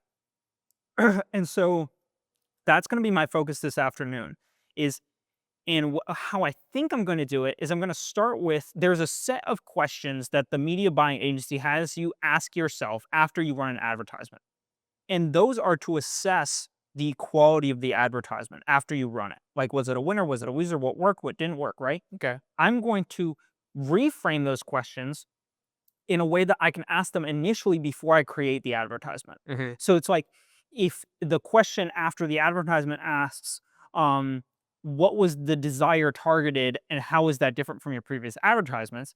I can reframe that question to be an initial question of, what is your target desire and how is that similar or different from previous desires? Right. Right. And so I can reframe that question to be an initial question. That's how I think I'm going to start. Mm-hmm. And then I created a custom GPT last night with all of this information in it. What is a custom GPT? A custom GPT is when you take the the AI that's been developed by, in GPT's case, OpenAI, and you essentially give it a bunch of different documents and information in order to that be the baseline information platform to allow it to uh, do whatever task you're asking it to do. For example, I could give it context. personas, the research document, the mass desires, the outline problems that I have, all of that stuff, and I could say, these are all the documents. This is what each of the documents say. This is your goal, Yeah. right? That's my custom GPT creation process. Mm-hmm. Then when I go into that GPT, then I can say, okay, create a winning desire around the grandmother persona. Mm-hmm. It already has the grandmother persona from in here. It already has all the research. It can create that script. I started doing that. I created that GPT and I started making it yesterday. I don't love how it's coming out. So I'm going to try and do something similar with Claude because that's where a lot of the media buying agencies and the script writers have been moving to. Okay. I wanted to let you know about this too. There's a platform. It's a free website. I think there are subscription options, but you can start for free. And the subscription options are cheap, like Okay. for what it does. It's called freeadcopy.com. Okay. It's a guy who's written a lot of really great advertisement copy for a lot of different companies, and he's going all in on AI. And he created his own platform based off of Claude that will not only write there's a bunch of different social media platforms in it. There's a bunch of different templates for each social media platform. You fill out the template, or you can you can copy and paste the questions into Claude, and then Claude will fill it out, and then you copy and paste it back into freeadcopy.com. It'll spit out an ad copy for you based on winning templates that he's had for these different social media platforms. Okay. And then additionally, it has a couple other features. One of them being it has a meta compliance check feature in it. So you can put in your ad copy and it will check all of Meta's latest compliance requirements and see if you were fit with them or not fit with them, Okay. which is kind of an interesting little tool. Yeah. But I'm essentially, what my goal is right now is to develop a framework that I can effectively channel all of the research and information I have into my advertising. Because that's through this research process, I found that is another one of my big barriers into advertising creating is I just get overwhelmed by the volume of information. And I just go back to like my kind of default. Yeah. And then I try to work from there. Right. And that's not through my learnings of how ideation is really important to advertisement and iteration on top of that ideation is really important, and having structures for iteration. I don't have a great structure for ideation, not because I can't come up with ideas, because I have so many ideas, but I can't filter them down to um an effective like glass of information Yeah. for me to personally consume to inform my script writing. Mm. And I can have AI write those scripts, but I want to leverage the AI scripts also with my own knowledge and understanding through this research, but I need a way to effectively channel that. Okay. Because I don't love the way the custom GPT scripts came out. Like they didn't write compelling scripts, or Some of them were they were like moderately compelling. okay. They weren't super compelling. And so I'm trying to play around with that right now, but something else that I did this week in that process of trying to kind of condense down the information I have into bite-sized chunks that I can then take away, but still have the value of all the work that I've done, is I created this sheet last night, which is this is just based off of previous ad tests that I've run. Yeah. All of the learnings that I've gone through, what has worked and what has not worked for like hook, messaging, call to action, the target audience, the headline, and the production side of the ad. Right. What has worked and not worked. And then I have a larger document that this links to of like the in-depth warnings. But this is like a quick reference that I've created for myself. But that, in very long-winded fashion, is what I've worked on this week. So no ad creation, but in the hopes of I have a good. Last week I created a good strategy for iteration. Now I'm trying to create a good strategy for ideation, so I can take my ideation strategy, effectively apply it, and then use the iteration strategy in order to generate volume. And so my goal is still volume, but now at a higher bar and a higher quality. And so that's my business update this week. Extremely long-winded, but hopefully it helps you a little bit in your advertising process of like what I've learned in terms of like avatar and persona, desires, beliefs, targeting benefits. The free ad copy thing might be useful to you. Yeah. There's another program, I don't have it off the top of my head, but it will take an audio mix, and if there's music in the background, it will pull the music out and just give you the voice, which is really neat. And then it is completely free, like no subscription at all. Okay. And you just put it in, it'll give you the voice. Say it again. If there's a recording with audio and music, it isolates the audio. If there's voiceover and music, it'll just isolate the voiceover. I think CapCut will do that. It might. I didn't look at CapCut for You it. know what's funny? I made a video this week, and do you know the bad lip reading guys on YouTube? I've seen some videos like that, but They have this one song called Seagulls, and it's all about Yoda from the second Star Wars movie. And it's like a fucking silly song. It's Yoda singing about how seagulls are gonna like beat you up at the beach. It's dumb, right? But it's got a really fun, catchy music track behind it, right? And I wanted that to be the music for my Satellite Beach video that I made. And so I dropped it in CapCut, and I wanted to leave the vocals in because I want, while you're listening to me talk about Satellite Beach, I want you to be like, what the fuck is happening in the background? And then tune into the song and be like, what the fuck? Like, that's what I wanted. But I found that keeping the vocals in was too confusing because you hear my voice, then you hear this like tiny Yoda voice in the background. It's too much. So I wanted to isolate the music from the audio, right? So basically that. And so I went out and started looking for a program to do that. And then I was like, wait a minute. When I used Vegas Studio, back when I did YouTube editing, it could isolate audio and voiceover. So I tried it in CapCut, and I was able to get rid of the vocals and just keep the music. But I'm now wondering if I can do the reverse. Surely I can, right? Yeah. So it might be able to be done in CapCut. It very well could be. Yeah. The program that I can't think of the name off the top of my head was referenced to me by the media buying agency. It's something that they use. So I'll get you the name of it. But stuff like that, freeadcopy.com, that program, and then like really digging into these personas, beliefs, and desires, I found incredibly useful in my ad creation process, and hopefully it's useful for your real estate stuff. Kind of hope maybe learn from the lessons that I've learned. But really understanding who your target persona is, getting in their shoes, and like not just doing a little bit of research about who they are, but like really understanding, like, if I'm this person, what am I experiencing? Like really concretely, that has been incredibly valuable to me in understanding at least who I'm marketing to. And so I wanted to pass that on in a very long-winded format of a business update of what I worked on this week. Yeah. So It's a good update. yeah. It structures well for how many ads are you going to ideate this week? I don't have a number. I'm going to go through the framework process and see how it goes. My goal is to get out a minimum of one, with this new process starting out, one dynamic creative test with at minimum 3 different hooks with 3 different messaging bodies. Got it. Targeted to one individual persona with one set of problems and what a set of beliefs and desires. Yeah. And targeting the ads around that. Ideally, I'd like to do 2 dynamic creative tests like that. One for grandmother, one for mom, maybe. Potentially, or 2 for grandmother, maybe something like that. Right. But I'm gonna see how I can develop the framework that I have in order to create those and see how well it works and kind of go from there. And then after that test, I'm gonna take what works, take what doesn't work, and then go through an iteration process on it. Right. Yeah. And so that's kind of leveraging what I learned last week and I'm trying to leverage what I learned this week into the coming week. Yeah. So I saw a guy on TikTok. It was a short video today, but it was something along the lines of like, he was sitting in his car and he was like, when you make videos, it takes a little while to get comfortable being in front of the camera.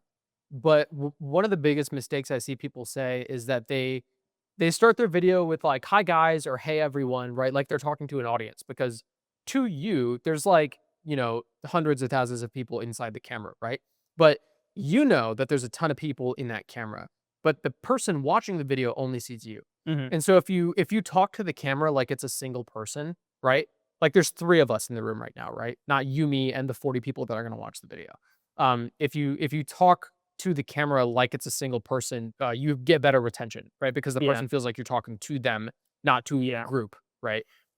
And that feels similar to the lessons that you learned this week, where it's like find not just don't speak to just one person, but speak to a particular person. Yeah, yeah, and, Milk's over 30 with kids, right? y that is a persona, not my target Target persona. persona. No. But yes, definitely, and, it was honestly a little bit like, fuck me, like, that was a little bit, like, of my process this week because I was like, "I should have just learned this earlier." And, and on one hand, I'm like, "At least I'm learning it now, A." Hmm. B, if I assume any rate of improvement over a period of time, I will succeed. So Yeah. that's B. But then C, I talked to my mentor about it, and I'm like, dude, like, I feel like like, man, I can't believe I didn't learn this earlier, like, blah, blah. And he was like, dude, like, you're doing great. Like, I spent 2.5 years trying to figure out advertisements and figuring out how to win. And I spent 2.5 years straight up losing tens of thousands of dollars. Yeah. Like, the fact that you are making some money and after 6 months of working on this product are coming to conclusions and learnings through also his input, right? Right. That's something that took me 2.5 years within 6 months. Like, you are on a very condensed fast track path. Like, you are doing great. Well, Well, so that was a little bit of encouragement from that perspective because, in hindsight, it's like you can always look back and be like, man, like I could have done X, Y, and Z and it would have been perfect. But like at the same time, you don't know because you go through the process and you learn through the process because you go through the process. And so it's yeah. like, I obviously condensing down this learning process beyond the experience that I had, like trying to figure out what the predicted outcome of that would be is just useless because the reason I'm at where I'm at is because of the process I went through. Yeah. And if it was all muddled and shitty, like that may be a big contributor of where I'm at and why. Well, it's easy to say, "Oh, I should have known this before. I should have learned this earlier. I should have learned this before I made those ads." You know, But A, you learned because of that. But B, why not do that now? Like, why ideate ads this week? Because these ads aren't going to be perfect, right? So mm, why not continue researching endlessly until you can figure out how to do it perfectly and then do it, right? And the answer is because that's analysis paralysis. You're yeah. never actually taking any steps, and you're not going to learn as fast as you do if you fail fast, right? Yeah. And one of my big things this week, when I started this process, I was like, I feel like I'm doing analysis paralysis a little bit. I was like, I feel like I'm just analyzing shit because I'm analyzing shit and I just need to test. And I was like, you know what? That I am analyzing, but it's not analysis paralysis because I have an operationalized method to what my analysis is going to get me and Right. why it's important. Right. Right. It's not just analysis for the sake of analysis. It's Right. analysis because I need this in order to take the next step in my growth process Yeah. and utilize the learnings that I've done so far in order to take it to the next level. And so that's kind of like what my reasoning came to and why I spent so much time on this. So like, it's funny because I come out of last week with like I made 52 new ads, right? And I come in this week with I made 0 ads, but I did a lot of research, right? Yeah. And so it sounds like, oh, well, I just did less work this week. Honestly, I think I spent more time working this week. Um, I slept, I worked continuously and I slept between 2 and 5 hours a night. Two was a really that was a long night. Um, but like through this stuff, I was able to really grind through and really dive in and dig deep. Um, and I think I did a really solid amount of work. It was just in a different avenue, but still to inform me towards my main goal and centering my focus around advertising. Yeah. That is my center focus. So I'm happy with the progress this week, and I feel really good about it. And I'm Yeah. excited to take these learnings and push towards the next step forward in my advertising. Yeah. So Well, iteration is is a cycle of test and analysis, right? It's Mhm. like try something, figure out if it worked or not, try something, etc. Right? Yeah. If you only analyze, you're never actually moving forward because you're never testing anything, right? Maybe you're building an education, which is cool, but you have to apply it at some point. If you're only testing and not actually looking at what works or not, you're kind of just throwing shit at the wall and seeing what sticks, and none of it ever does, right? Yeah. If it does, you get lucky, you don't understand why it worked, and then you have imposter syndrome. It's a problem, right? Yeah. So I think it's good to follow that process, right? If you have been in like a 2-month stretch of doing only analysis and not running any ads at all, that's Yeah. probably when it's like, hey man, maybe throw something out there, but like I don't think you're anywhere near that point. No, no. And I mean, at this point, like today is going to start my framework for how do I utilize this to best create ad scripts and then actually Right. making the ads. Right. And I'm really excited to get into that because like this week was really nice because I made leaps and bounds in terms of my understanding of the persona and the avatar and the desires and the benefits. Yeah. And so I'm really happy in that aspect of it. But Mhm. that's all I have for business. Hopefully, some of it is useful to you too in Yeah. terms of like learnings and what the process I've gone through. So, Yeah. but that's what I got. Cool. What do you have for business this week? I also have a lot. Cool. You sharing the ad stuff is helpful, and usually I take the large lessons from it and then move forward with that. Yeah. But I also think that I'm gonna end up running a different style of ads. So like Hmm. I learn lessons and then tailor them to fit how I'm going to hit it, right? But something that I'm thinking about in terms of like the avatar is you can change your avatar based on the advertisement, right? Like you Yes. don't you don't have to have a like the only people you sell to doesn't have to be one specific subset of people. You can make an ad campaign targeted to aunts and uncles, and then you can make another ad campaign targeted to old people, right? And then like anybody can find value in the product, right? It's just you're targeting it to different people. So like for real estate, it's you could make an entire ad targeted to people who have had shitty real estate agents in the past and didn't answer their questions or help them learn, right? And then you can target a different ad to a first-time home buyer who doesn't know how an FHA loan works. Then you can make a different ad and target it to someone who's bought and sold tons of properties. They're interested in investment properties, but they're buying in a new state and they don't have an agent that works in that state, and I'm your guy, right? So it's more of finding a way to which avatar do I want to sell to first, and then how do I target it to them, right? Yeah. But my business update starts with that satellite beach lifestyle video that I had mentioned earlier. So I had done the Melbourne beach lifestyle video, and then I made the North Brevard market analysis report video. So I've done one fun one. This is what life is like living in Melbourne, and then one oops all numbers one where it's just talking about like sold to list ratio and stuff, right? Yeah. Satellite beach video is going back to the lifestyle video, but this one, my feedback from Grace was don't put the numbers in the very front of the video, kind of like sync the numbers in a little bit later. Mm. And I didn't really like that because I don't want someone to watch the video because they're interested in living in Satellite Beach. I want someone to watch the video because they're interested in the real estate there, right? So Mm. what I decided to do was rather than shuffle the order, I just wanted to put it deeper into the video. And the way to do that is to make a longer hook, right? So then I would start to work on my hook as a lesson that I learned from your last update, which was you didn't have a problem with the hook, you had a problem with retention, Yeah. right? But my first hook wasn't great in my opinion. I don't actually know what the numbers look like because it's just an Instagram post, so I don't Mm. have like ad analysis, right? But I wanted to put more effort into the hook, and so I thought of a couple different ones for the satellite beach video, but ultimately I went with one that is kind of counterintuitive. And so I went with don't show this video to anyone. I'm about to share something with you that only the locals know, right? And that's inspired by a guy that we met when we did the open house there, right? While we were doing the open house, a guy who lives across the street came in and he was like, "Oh, hey, what the hell is going on with the market right now? Because I've been trying to sell my house for like months and nothing's happening." And so we were talking to him about like just the state of the buyer's market we're in right now. And he mentioned that he's from Rochester, which is where Grace is from. Mm.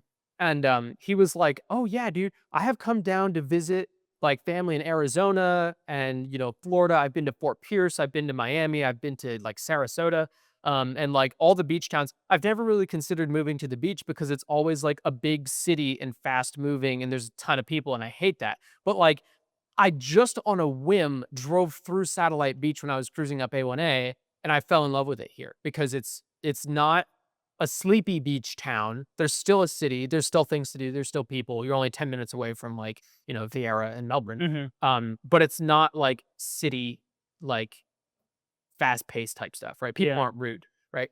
And so that kind of inspired this hook because I was like, okay, I could target this to people who don't know about Florida and are out-of-state buyers. And from my West Virginia clients, it's already been shown that like you can reach people in other states who are moving to Florida Yeah. or their agents, because then their agents will reach out to me and say, hey, I have someone I'm helping them sell their house in Virginia and they're moving to Florida, right? Right. So that's why I did that hook.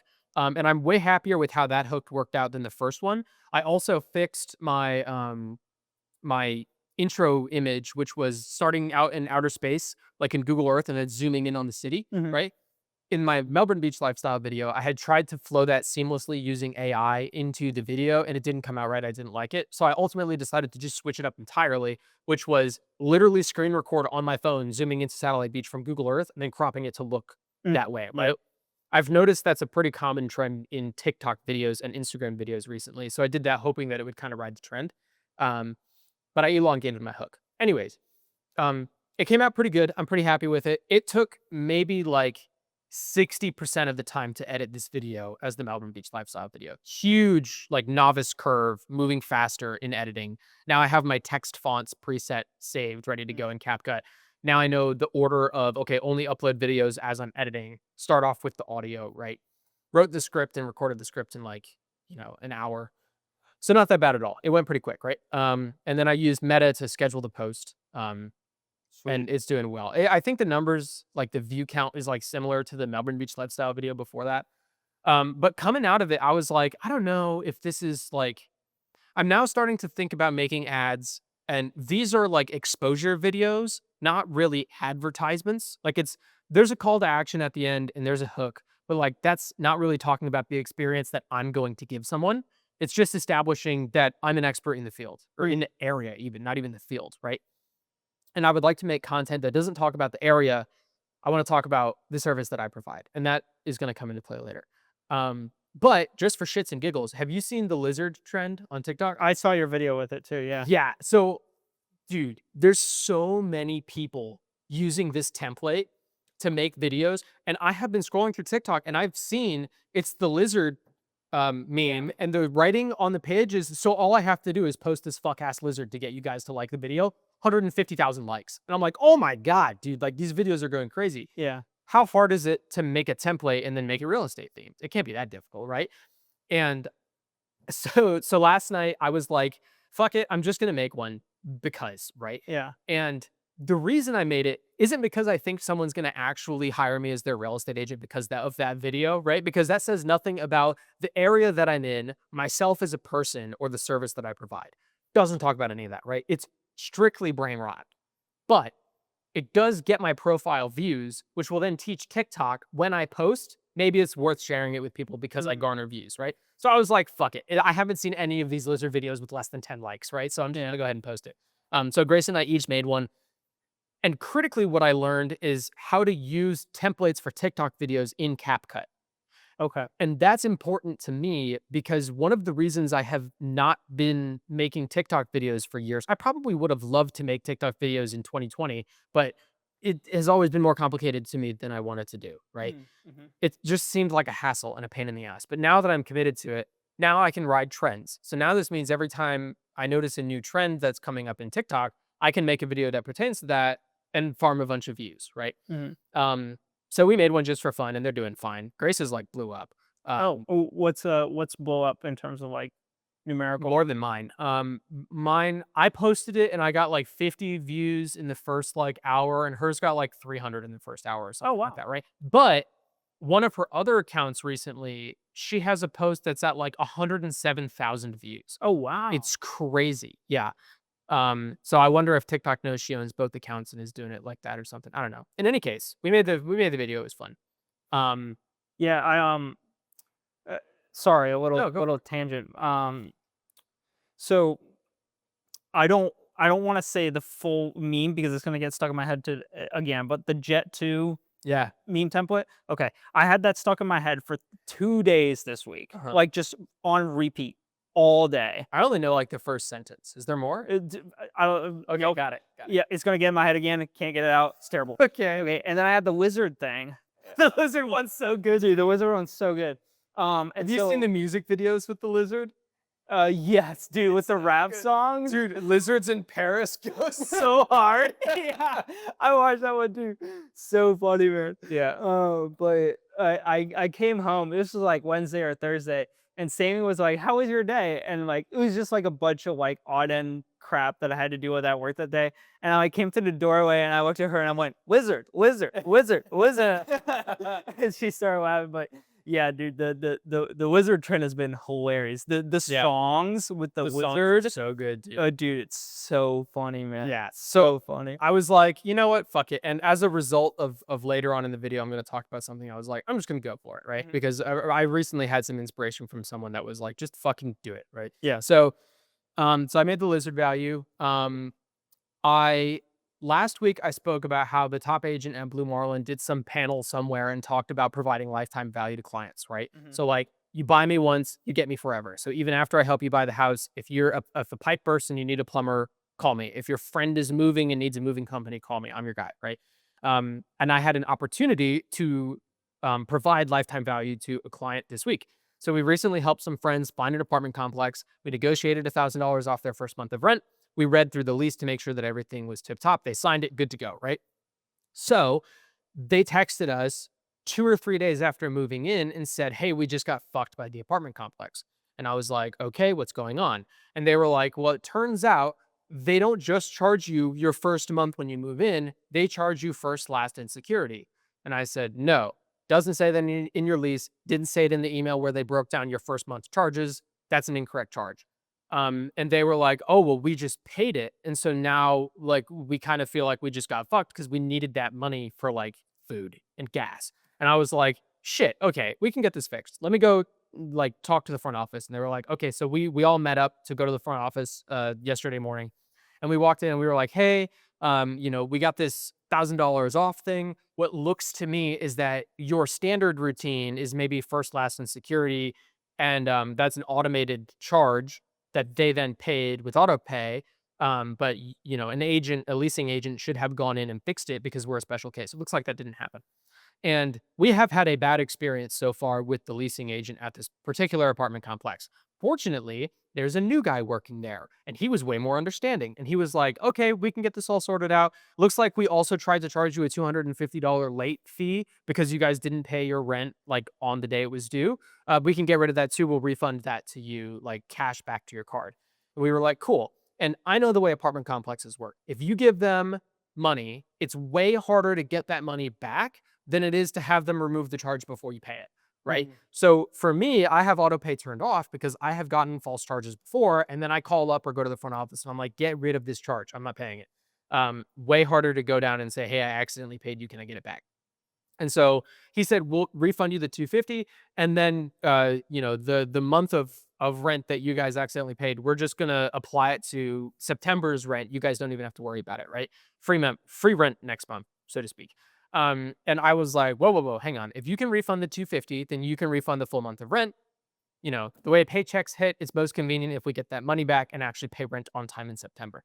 And he was like, "Okay, cool. Let me call my supervisor guy, and he'll get back to you guys later today and see if we can get you guys refunded." And I was like, "Sounds good." His supervisor is the shitty leasing agent that we have had to deal with in the past, right? So, like 30 minutes later, and I know he's not at work because the guy was like, he doesn't come in until later today, right? He calls our client and is like, he leaves a message and he's like, "Oh, hey, we're going to refund you that 250 and then we're going to prorate next month's rent with your rent. We're not going to give you a refund." And I was like, "What the fuck, dude?" And so, since our client didn't pick up the phone, he sent her an email saying the same thing. And I was like, "This isn't what we talked about." Email him back, tell him that since he's refunding you the 250, they need to refund you the full thing, right? And if that still isn't happening, then just let me handle it. And I want everything in writing, printout, so that I can bring it to him and then talk to his boss if it's an issue to get you that money back, right? And so our clients were super appreciative because we our deal ended basically when they moved in a week ago. So we don't have to be doing this stuff. So this was an awesome opportunity to provide that lifetime value a week after learning about it, right? So whereas before I might have gone, "God damn it, like I'm not getting paid for this. I don't have the time or whatever." Now I have a new look on it, which is no, no, no. This is an opportunity to go the extra mile and go above and beyond, right? Mhm. And so that's exactly what we're doing. On to the next thing. So I have started to look into Facebook ads, and this is as a result of my second half of the business update. This is a trend I should have started, but the second half bleeds really well into the lessons. But I'm starting to look at Facebook ads. Previously, I have mentioned the one-to-one, cold or warm doesn't matter, isn't very efficient. I want to do one-to-many, cold or warm doesn't matter. I want to make a single piece of content that can be put in front of a ton of people so that the relevant people can reach out and I can be their agent, right? So I've started to look into Facebook ads. So I started to learn the meta user interface and like jump through there. I learned that I can respond to all my messages from Facebook or Instagram in like one big inbox, which is cool. I can look at my view count and comments, and I can reply to comments and stuff and everything from Meta. Essentially, what's really cool about this is I don't think I have to actually go into Instagram or Facebook at all to manage the accounts. I think I can do it all from Meta, which is cool because then it avoids me like doom scrolling or like, you know, trying to find something in particular that I can't because someone else's post is in the way. And so that's a bonus. I kind of wish that Meta rolls in TikTok at the same time because those are the three big platforms, right? But I started to learn how to use Meta. I learned that on a business page in Facebook, you can get reviews similar to Google. So I asked Justin to move his Google review, like copy paste from Google to Facebook, and he did, which was cool. And then I realized I have been posting every post I make to Instagram also goes to Facebook. So my business Facebook page is as old as my Instagram page, right? And for Instagram, when I make business posts, I share them to my personal Instagram story. So people who follow my personal Instagram see that I have a business account and then they can choose whether to follow it or not, right? Recently, what I've been doing on my business account on Instagram is when suggested friends pop up, I follow them and see if they follow me back. Mhm. I'm like peer pressuring them into following my business account. But I don't do that on Facebook. So my Facebook page, which has like dozens of posts, has 0 likes, 0 followers, 0 views, zero anything, right? And I realized that you can hit like an invite all, like invite all your friends from your personal page to your business page on Facebook. Um, can't believe I missed that. I've done that multiple times. I've invited my entire friends list to follow the Blue Marlin page like 10 times because the social media lady at Blue Marlin asked me to do it. This is the first time doing it for my own business page. So I did that. Um, and then I was starting to learn about ads and I was like, man, I want to make a dedicated ad that I can run through an ad campaign and put a bunch of money into and start the ad process, right? But I was like, man, that is more complicated than I want it to be. And I don't want to wait to film that ad and edit that ad to run this because that's probably not going to be ready until like the end of the weekend or early next week, like tomorrow or the next day. And I don't want to wait. I want to start something now, right? And so I just took the satellite beach video that I made and I was like, fuck it, I'm just gonna boost it. I'm just gonna do it, right? I'm just gonna get started. It's gonna be rough, it's gonna be sloppy, but I want to get familiar with the process. What kind of metrics is it gonna give me? What does their lead organizer tool look like? How do you actually boost a post, etc. Just I want to get my feet dirty, right? Mhm. And so I boosted it. I did like $5 a day for 5 days, right? So nothing crazy, like very, very simple. But I just want to do it to understand the process. And so I boosted that last night, and that's going to run for the next 5 days. Cool. Super cool. Um, and what's interesting about that is it appears as a regular post, but there's like a little banner at the bottom that says like learn more. And if you tap on it, then you can prompt people to give you their information, right? Like first name, last name, email, phone number, right? And then I can reach out to them. Mm. And you get to write like on like when someone taps on learn more, you can write like a headline and then a description and then request the information. So I can tailor that to the ad. So like for the satellite beach video, I forget what I actually wrote, but it was something along the lines of like, are you interested in moving to Satellite Beach or something like that? And then it was like, leave your information below for me to help you buy or sell your dream home and give you more secrets that only the locals know along the way or something like that, right? Pretty straightforward. Yep. So that's the first half of my business update. The second half pertains to an event that Blue Marlin did this week. So on Tuesday, Blue Marlin held a top agent talk. So they called it like the halfway mark talk or something like that. Mhm. But the premise is we're halfway through the year. Here are the top agents so far this year, and they're going to talk in this panel. They're going to answer questions and share what's working for them and what's not. Mhm. And at first I like didn't even think about it. And I was like, I'll probably write some questions and send Grace over there to do it because I don't want to take time off of work to do this. Right. And then like 2 days before, the night before, Grace was like, are you not going to this? And I was like, yeah, I'll just send you with questions. And she was like, no, no, no. Think about this. I was like, okay. She was like, the top producing agents at our brokerage are going to be there answering your questions, and you get to meet them and talk to them. And I was like, okay, I need to take off work.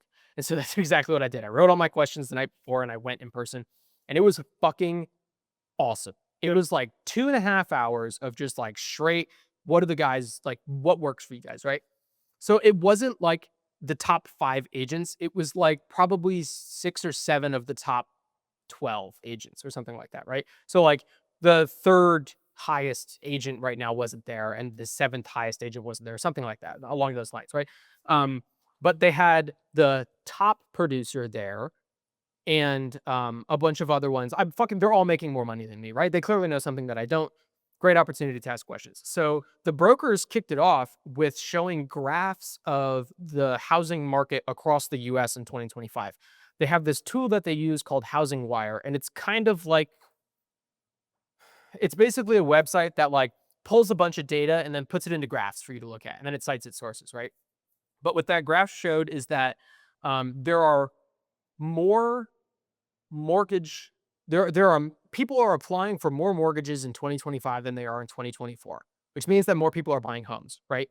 And regardless of what the trend has looked like throughout this year or last year, so far it has been heavily speculated that there are going to be the Federal Reserve is going to be making interest rate cuts this year, which means that housing interest rates are going to go down, which means we can expect more mortgage applications, right? Usually real estate slows down in the months of like October, November, December, January, and then picks up in January, February, whatever, That's what I'm right? saying. It like slows down in the I guess for the holiday season, people don't want to move around. that could definitely be it. I haven't really figured it out. Hmm. It could be that Because for me, it's the opposite, which is really funny. Like yeah, for me, it's like it, in drop shipping and e-commerce, all of your curve is always better. Like September, October, November, December. Like right, that's where your peak curve is at for the right, most part. right. I'm not really sure why it is. It could be that people don't want to move in that time of year. It could also be something related to like larger like, I don't follow the market per se, like the S&P 500 or whatever. I don't follow any of that. It could be some variable like that that I don't pay attention to, but a bunch of other people do. So, like, they talked about the Federal Reserve, right? I don't care about the Federal Reserve. I do not look I don't read those headlines, right? Mm. But the Federal Reserve rates are directly correlated to the amount of mortgage applications people are making. So clearly home buyers pay attention to that, which tells me that's something I should pay attention to as a real estate agent, right? So I went to get a subscription to this Housing Wire app. It's like $80 a month. And I'm like, okay, let me close a deal or two first, and then I can start paying for that because $80 a month is a lot for me right now. But in any case, I thought that was interesting. They kicked it off, and then the brokers were like, we have pre-prepared questions for the top agents. We're going to ask the question, each of them is going to answer, and then when we're done with our questions, then you guys can ask questions. And I was like, awesome, because I have like 8 or 10 questions, and you guys are probably going to ask a few of them, so I'm not going to have to like hit them with 8 questions in a row, right? Mm. So I'm going to start with the key takeaways from let me make sure I'm reading this. Yeah, I'm going to start with the key takeaways just in general, and then I'm going to talk about the top agent in particular, right? Okay. So here are my big key takeaways. Number one, um, the number 4 agent in the brokerage said, don't try too many. And I'm going to keep names out of this because I don't know which one of, like, I don't know if any of these people want other people to know what kind of numbers they're doing or what of advice they're giving. Yeah. So I'm just going to refer to like analogous names, right? People outside of Blue Marlin don't really know who the top people are, anyways. So I'm just going to leave their names out of it for that sake. I'm focusing on the lessons, not the people, right? The first one is don't try too many different things. Just focus on the one thing that's working, Mhm. which is consistent with Hermosi's. Don't try 10 different businesses. Just focus on one, right? That's cool. Another one was have the uncomfortable conversations, cut the bullshit. And it wasn't like be mean or harsh to people. It felt more like state the facts and tell the truth. So if you're in a listing appointment and you're like, hey, it looks like, based on the comps, it looks like we should list your house for 450 and we can expect it to sell for 440. And they go, oh, well, this other listing agent told me that we could probably get 460 for it. So we should list at 470, right? Don't say, oh, yeah, well, we could probably try to list it at 470 and then we can come down from there. Just be honest and say, listen, you know, I'm I am here to act in your best interest. And so if you want to list it at 470, we can do that. But I'm here to tell you this house will not sell for more than 450. So we can list it at 470, but if in 2 weeks we run 3 open houses and no one comes and no one submits any offers, we start giving price reductions, right? Like we're going to take it down 10,000 a week every week until we get some bites, right? Then we can hold it there. Like state the facts and tell the truth. Don't sugarcoat it to try to get the listing, which is something that I subscribe to already anyways, but you never know until you're in the moment, right? I haven't had a listing appointment, so, you know. Um, the next one was a lot of people prospect in the morning. So they wake up really early in the morning and then go to the gym and then spend hours from like 8 a.m. to 10 a.m. on the phone calling potential clients, right? So it's either you door knocking or you email people or you follow up with clients that you've already talked to or you call new people, cold calls, whatever, call expired listings, stuff like that. Um, and actually, I thought this was interesting. I started to think from a Hormozy perspective on the word prospect. Because when I think of prospect, I think of like a gold miner, like a prospector from like the 1800s in like the West, right? Mm. The word prospect comes from the Latin origin pro, which is forward, and then specere, which is to look. So prospecere is to look forward. And so prospect is to look forward. And I think that's interesting because when you're prospecting for new clients, you are looking forward into your business. And the next big lesson that I learned is that you need to be prospecting even when times are busy. Otherwise, you're going to hit a slump, right? Mm. So if you get so overwhelmed with clients that all you're doing is like showings and writing offers and contracts and whatever, and you're not getting any new clients during that time, you'll be super busy and have a lot of closings. And then all at once, you're going to have nothing to do. And you're going to have to call a bunch of people like desperately because you don't have any deals closing right now. So you're not making any money. So you're like, fuck. Mm. And so, one of the agents, and I'll say his name. His name is GP Floyd. He's one of the top agents. Awesome guy. I didn't even know he was a top agent the first time I met him. I was at the office, printing out like shipping labels to put on the door hangers to go door knocking. And I was like trying to make my thing, and he was like, "Oh, hey, I have a Canva template for those shipping labels. If you want it, I'll email it to you." And I was like, "Oh, dude, please." And he was like, "Yeah, what's your email?" So we sat down and he sent it over to me and he was like, "All right, I gotta go. I have an open house." I was like, "Sounds good. Thank you." And it was a short interaction, but it meant a lot to me because it was someone helping me out when I was kind of in a time crunch. Turns out he's a top agent and a great guy. Love GP. But he was saying, I had a crazy like January, February, start of March this year, and then all of a sudden, I closed all my deals and had nothing to do. And so the lesson that GP learned was even when times are crazy busy, focus some amount of effort on prospecting. And the trend that I noticed over the top agents is most of them do that in the morning. And then when times are tough and you don't have a bunch of leads, call them again in the evening.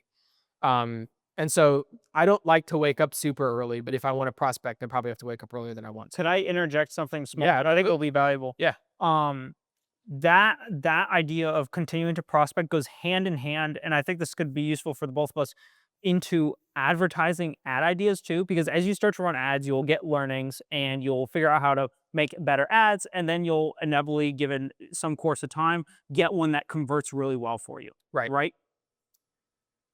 The Hormozy did like a dive into he did a dive in several dive into advertising, but in one of his videos, he talks about what the big winning companies do differently than the companies that like win medium. Mhm. And that's the big companies will create a winner and then they will immediately shift focus to creating the next winner. Even though they're profiting more than they ever have off of this winning ad, they immediately shift focus to, okay, what's our next winner? And they have that one lined up before the first one teeters off. And so Right. they can continue to grow and scale on that. So kind of like a similar idea to what, Right. you're doing. So, that could be something useful to bring into the advertising side of things too, along with like your new customer or new client lead gen, right? Yeah.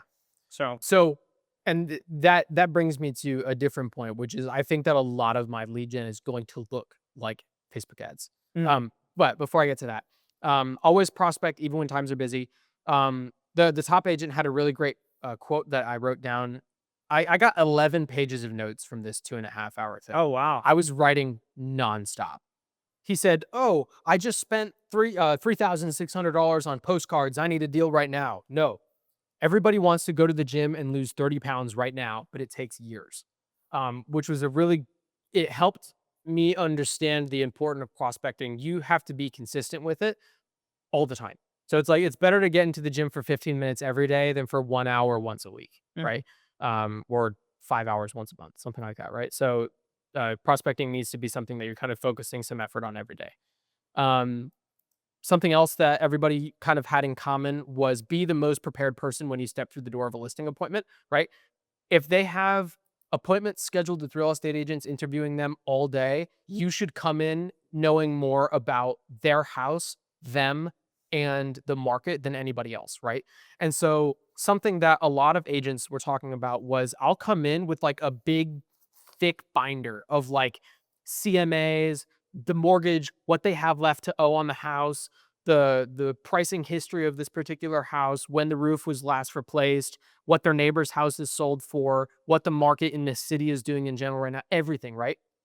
And they know more about the client than anybody else. And this reminded me of when Hermosi talked about spend 5 minutes before going into a meeting, someone Yeah. pulling them up on social I was media gonna and learning mention that. about Yeah. them. It's exactly that. Yeah. So one of the agents, he joked, they were like, "What do you do before a listing appointment?" He was like, "Oh, I stalk them," and everyone laughed. And he was like, "Seriously, like I try to find out what I can about the person, Yeah. because I want I can best help them if I understand who they are."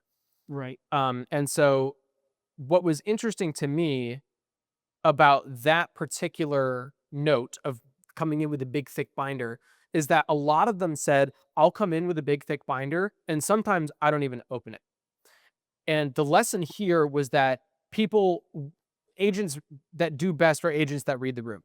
So if you walk in and you're having a conversation and it's very casual and you build rapport and they trust you, and you say, "Hey, I think your house should be listed at X," they might be like, "Sounds good. Cool. You got the sale. Leave. Yeah. Shut up. Stop talking." Right?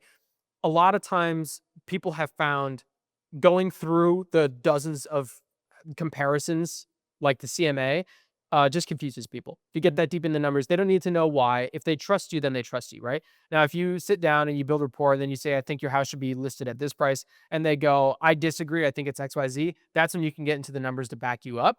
But always give them the benefit of the doubt of trusting you first. Yeah. So that was important. Actually, on the topic of reading the room, I eventually got the chance to ask questions at the end. And I was like, rapid fire, everybody, like one at a time. What's the biggest failure you've had in real estate? And all of them said that their biggest failure was thinking they had a lead in the bag when they did.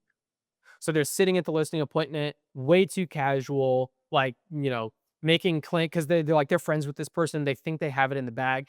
And one of the agents actually said, he was like, "Yeah, I was at a listing appointment for a house and the guy wanted to list it for 1.5 million. And I was too comfortable. And I was like, you're not going to get 1.5 for this thing. We should start it at 1.3 and then go from there." And the guy was like, "I think that we should list it at 1.5." And he was like, "Dude, you're not going to get that. We can do it if you want, but like, we're not going to get that money." Right.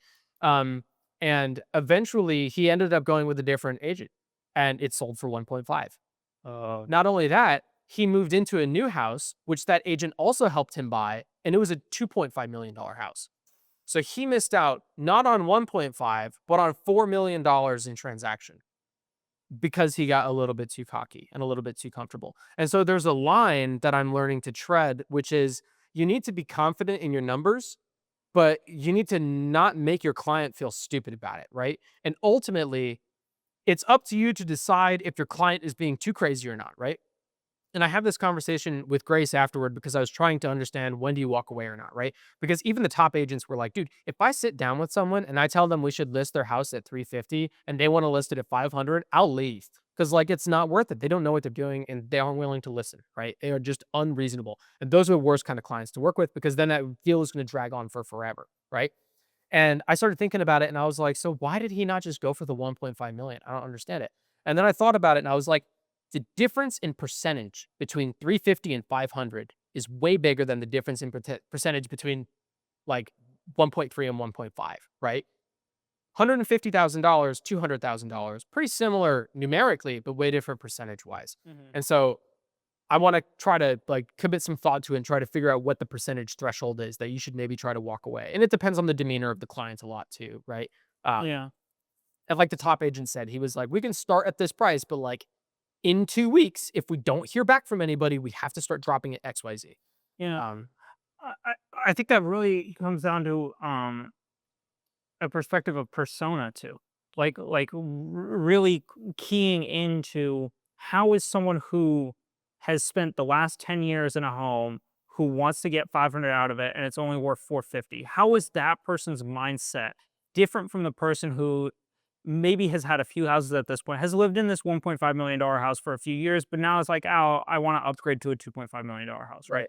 These are there's a different type of persona who has gotten to the point where they're worth 1.5 and they've gone through different life experiences and they have a different outlook than someone who has penny pinched and saved Yep. to and is trying to really get the last 50 out of it, right? Right. And the person who's on the like the two or the $500,000 home, Right. right? That person, the 50 grand or 100 grand or 150 grand difference may mean a huge world to them because they need to be able to survive on that money versus the person that has the 1.5. It might be of like, well, it just I've built myself up to where I can afford this home. Don't disrespect my value. Like Right. I don't need the extra 200K, but I still want my money's worth because I've gotten to this point because I've made my money valuable, right? Right. So there's like they're equal reason, they may be equal weight in like why I want this value out of the home, but they might be very different reasons, and those reasons may inform different personas that you can then help sell to and cater to and fulfill their needs best, Right. right? And that comes down to reading the room and understanding. Yes, yeah. Right. And that was a mistake that this particular agent made earlier in his career, and he's learned since then. But it's a big lesson that I took away from it too. Yeah. Because in our first deal, I was not good at saying it was a buyer, right? So he was like, "Oh, I want to buy this home, and like I think they should give me like 30 grand off the house." And I was like, "That's insane," and I said it plainly. And I think it's important to make the distinction of if it's insane, how do you portray it to that person? And if it's not insane, but it's recommended against it, how do you handle that situation too? And Mm, that's a soft skill that I think takes time and experience to learn, but it's a lesson that I'm aware of ahead of time so that if I do make the mistake, it's like, oh, I should have seen it's coming, right? mm, So, there was another agent who just went under contract on, I think it's a $4 million home. And the way that they did that was they had a fucking cool marketing stunt that they did. Blue Marlin has these little it looks like a really thick like birthday card. And you open it up and there's a screen in there that plays a video. They call it a video box, right? mm. But they had gone to the Blue Marlin office and used the in-house videographer to film a video talking like, "Hey Sander, like we really are like we love you and want to help sell your house, whatever," right? And then they had that in the video box. So, I mean, the owner of this house is getting stuff all the time from real estate agents because everybody wants to list this $4 million home, right? And they actually said after they got the deal signed, they were like, "Yeah, I was kind of shuffling through all this real estate stuff, not really paying attention to any of it. But when I opened the card and heard my name spoken out loud, it got my attention." Um, and so then they started talking about, Yeah. like, what sets you apart in marketing? Why should I use you to help sell my house and not someone else, right? Because you're not going to send a video box to everybody in the neighborhood asking them to buy the house, right? And the answer to that is that this is overcoming the marketing objection I have written down, which is you've seen our marketing, that's why we're here. Which is like it's such a cool like meta lesson, like Hormozy does with his books, right? Um, and I really loved that particular frame that they used. So that was a valuable lesson. Yeah. Someone else said ask more questions, which is listen more, speak less, right? Good salesmen listen twice as much as they talk. Mhm. Let's see, what else is there? A pre-appointment email. Everybody has an email that they send their clients before an appointment. Listing appointment, purchasing appointment, doesn't matter. The first time you meet with someone in person, you send an email ahead of time. And I wish that I had asked the follow-up question on this because at the time I was like, yeah, it makes sense. Okay, you send an email saying like, hey, like I'm going to meet you at this time at this place. This is what we're going to talk about. This is what I'm going to bring, whatever, right? But a critical component that I hadn't really thought about until afterward was the number 2 agent at the brokerage had said, yeah, you use that email to establish yourself as the expert. Some people might already be familiar with you because they've seen your marketing. And this is something that the top agent said. He was like, I want people to know what my product is before they sit down with me. I want my marketing to be so good people know what they're getting ahead of time, and I establish myself as the expert before we even meet each other, right? Mm. And what this number two agent was saying was, like, if I connect with somebody and we agree to meet up, I'm going to use this pre-listing appointment to establish myself as the expert so that when I show up to the listing appointment, I don't have to open that folder with all the info. You trust me as the expert. And it's all done in this single email. And I wished I had asked for a follow-up because I started writing one myself. And I was like, what the fuck do I put in here? Like, obviously, you can write a template like, hi, X, it was nice meeting you today. I'll see you tomorrow at Y apartment at X time, whatever. Mm. But like, what do you put in there to say, like, I've sold $1 million in real estate in the last week and I'm a fucking giga chad. Like, I'm not good at bragging. So, like, how do you establish yourself as the expert in that email? Um, and I looked it up online. I looked it up on ChatGPT and like, I haven't found anything good yet. So I think I'm going to end up reaching out to one of the top agents and being like, hey, can you just send me yours to like, so I can kind of see like what it's supposed to look like? Because it feels really important to me and like I can add a lot of value with it. I just don't know how to write it competently. Mhm. So that was a cool lesson too. One of the brokers actually, they were talking about marketing and he said, be seen, be heard. If you aren't being seen, how can you be heard? If you aren't being seen, don't expect to be heard. And that's on marketing. So if you're not posting on social media or running ads, you should be. And then the other broker said frequency leads to awareness and awareness leads to trust. So if people see you on social media all the time doing real estate stuff, they're more aware that you're a real estate agent. And then when they need something real estate related, they go to you and they trust you because they've seen you post real estate stuff all the time, Yeah. which is why I try to post as frequently as I can on social media. Um, okay. So those are the big takeaways that I had, right? Awesome, awesome lessons. Got a lot of value from that. The biggest piece of value I got from it is highlighted in the discrepancy between the number one agent and all of the other top agents, right? So, like, of this slice of like the top 10% of our brokerage, there's a big difference between the top agent and the others in that top bracket. So, here are some similarities I noticed amongst the top agents, excluding the top agent, right? Most of them have a more flexible schedule, right? It's kind of like, I have the flexibility to kind of like make it work for the client, right? Or like some days I wake up here and sometimes I will take a break in the middle of the day or do something like that, right? A lot of them use paper notes, like notebooks, sticky notes, sometimes notes on their phone, sometimes a combination of that, right? But a lot of them really emphasize that they like the mind hand connection of like writing Mm. something down, which is funny because I don't have that at all. I would far prefer to text it or write it down in my phone or on a computer. I don't like writing by hand. It's too slow. That's interesting because that's the main reason I put the whiteboard in my room. Is you like writing? Well, it's nice for me to brainstorm, like the writing process. It connects for me better. Yeah. I write things down because I don't want to forget them. Mhm. So like I have it written down so I can go reference it later.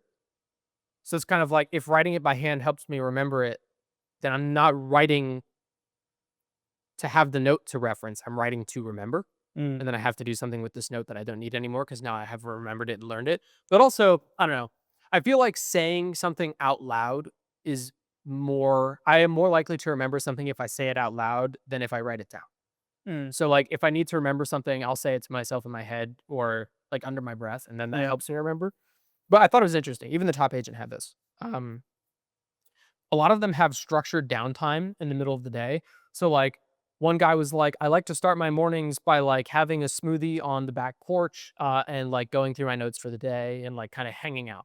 Someone else was like, oh, I have structured time in the middle of the day to like hang out by the pool and like decompress for a minute. And other people are like, oh, like whatever. Like even the top agents at our brokerage still have time structured through the day to like take a breath and like have like a lunch break kind of Mhm. deal, right? And then notably, most of them don't use CRMs. So our brokerage offers a free CRM for us to use. And as I'd mentioned in a previous podcast, I'm really struggling getting myself to use it because I just find that I don't take well to it. It doesn't help me. I don't find myself going to it to write in it, right? And I mentioned last week I wanted to start putting people into it because now I have a certain number of people that it's difficult for me to remember to call everybody. So it would be beneficial to put it in the CRM. And I find even then, I'm like, dude, I don't even want to go in the CRM and add them to it because like I just don't work well with that interface. Um, and so I'm glad to hear that some of the top agents have that same problem. A lot of them don't use the CRM at all. They put it in a notebook, like they write it in the notebook. They'll put Mm. long leads on a whiteboard in their room, And then they'll write down like the hot leads on a notebook. So they'll be like, I got to call this guy tomorrow, John Smith. And then like, oh, Jane Doe wants to buy in 3 months. So then they'll write like October and then they'll put like Mm. their name, right? Thought that was interesting. Those are the top agents, right? When the presenters were speaking, and I have this written down later on, there's like chatter in the background, right? Like people are whispering to each other or scribbling notes or whatever. When the top agent spoke, whole room went silent. No one said anything. Everybody listened when this guy talked, and there's a reason for it. He's at $670,000 in commission so far this year, meaning income. Yep. So like right now, I'm at like 40,000 or something like that from Northrop, and he is at 670. That is 16 times more than I am making right now. Yeah. If you took my income and doubled it, like increased by 100%, I'm doubling your income, right? That's not anywhere near it, right? If I take that number and I double that, not the same. If I double that number, it's not the same as his annual income. You have to double it a fourth time to get close to that number. And even that is not the same. Blew my fucking mind. Yeah. How much that is. And it's not like a dollars thing for me. It's not like, oh, I wish I had that much money. It's like, he is providing so much value. He sold like 45 homes this year so far, or something like that, right? That is so the volume and level of success is mind-boggling to me. And what is especially interesting to me with this is that the gap from him down to the other people presenting is enormous, right? You have to half his level of success to get to the number 4 agent in the brokerage, right? That means that if you take the number 4 agent in the brokerage, there's like 200 people. 4, you have to double what he's doing to get to number 1, which is crazy. And the gap from first to second is like sizable too. It's like 30% or something like that. I'll get into that later. Here's what I learned from listening to the top agent in particular, right? And I wrote down his stuff, like every word I could get, because I'm looking for subtleties here, right? Because everybody in the room knows the same thing, which is he knows something that everyone else doesn't. It's not just the time and commitment and work ethic thing, though that plays a variable. There's something else that he's doing different, right? I already know that he prioritizes reviews and referrals because I have met people who have been referred to him by other clients, and I have seen his Google reviews and Facebook reviews, right? He very clearly prioritizes that, which is something that I have been trying to do with my clients from the get-go, reaffirming to see that I'm on the right track with that, right? So here's what I learned. He has a very structured calendar. He said that some people laugh at him and they call him a psychopath because he has his hour broken down, like his day broken down to like the hour or half hour. Like he knows exactly what he's doing the next day before he does it. Again, reaffirming that I'm on I think similarly to the greats, right? Because I use my Google Calendar to break everything out hour by hour. I don't have as much to put in my calendar as he does, but it's good to know, right? And he uses a combination of Facebook Meta, a notebook planner, and whiteboards to track his leads. Interestingly, Facebook Meta has a lead category where you can write names down and make notes and like drag them around and stuff like that, which I didn't know when I went into this meeting. But I was like, oh shit, dude, if I could have one place where I upload my posts, write all my comments, post them, answer questions, DMs, and manage my leads all in Facebook, which I don't have to log into every time I open my fucking computer like I have to do with my CRM, I'm way more likely to use that because it's all in one spot. That's probably why the top agent uses it, right? Interesting. Also interesting that he uses a notebook. Like he's got a big like Trapper Keeper planner that he uses to write stuff down. I'll never have that, but that's okay. We're allowed to be different. Let's see what else. He has structured downtime, not in the middle of the day, but in the mornings and the evenings, right? And that structured downtime consists of reading. He likes to read like 20, 30 pages of a book or something in the morning and the evening, which is interesting to me because I loathe the reading. I can't do it. But Grace made a note, which was that she was like, oh, one of the common factors I've seen in a lot of very successful people is they all make time to read paper books throughout the day, which I think is interesting. He highlighted efficiency and how it's important to build a system and then make that system efficient, which no one else talked about. But he was like, you should know exactly what your client will go through when they're working with you. And at all times, you should know where that client is in the pipeline. And you should know what step they just been through and what step they're about to go through. And if you don't have that laid out, then you don't have a system. And it sounded like some of the other agents didn't have that. Like some of the other top agents were learning alongside me, which was very interesting. When someone was asking him, um, what do you do when times get tough? All of the other agents were like, double down, whatever you're doing, do twice as much of it, right?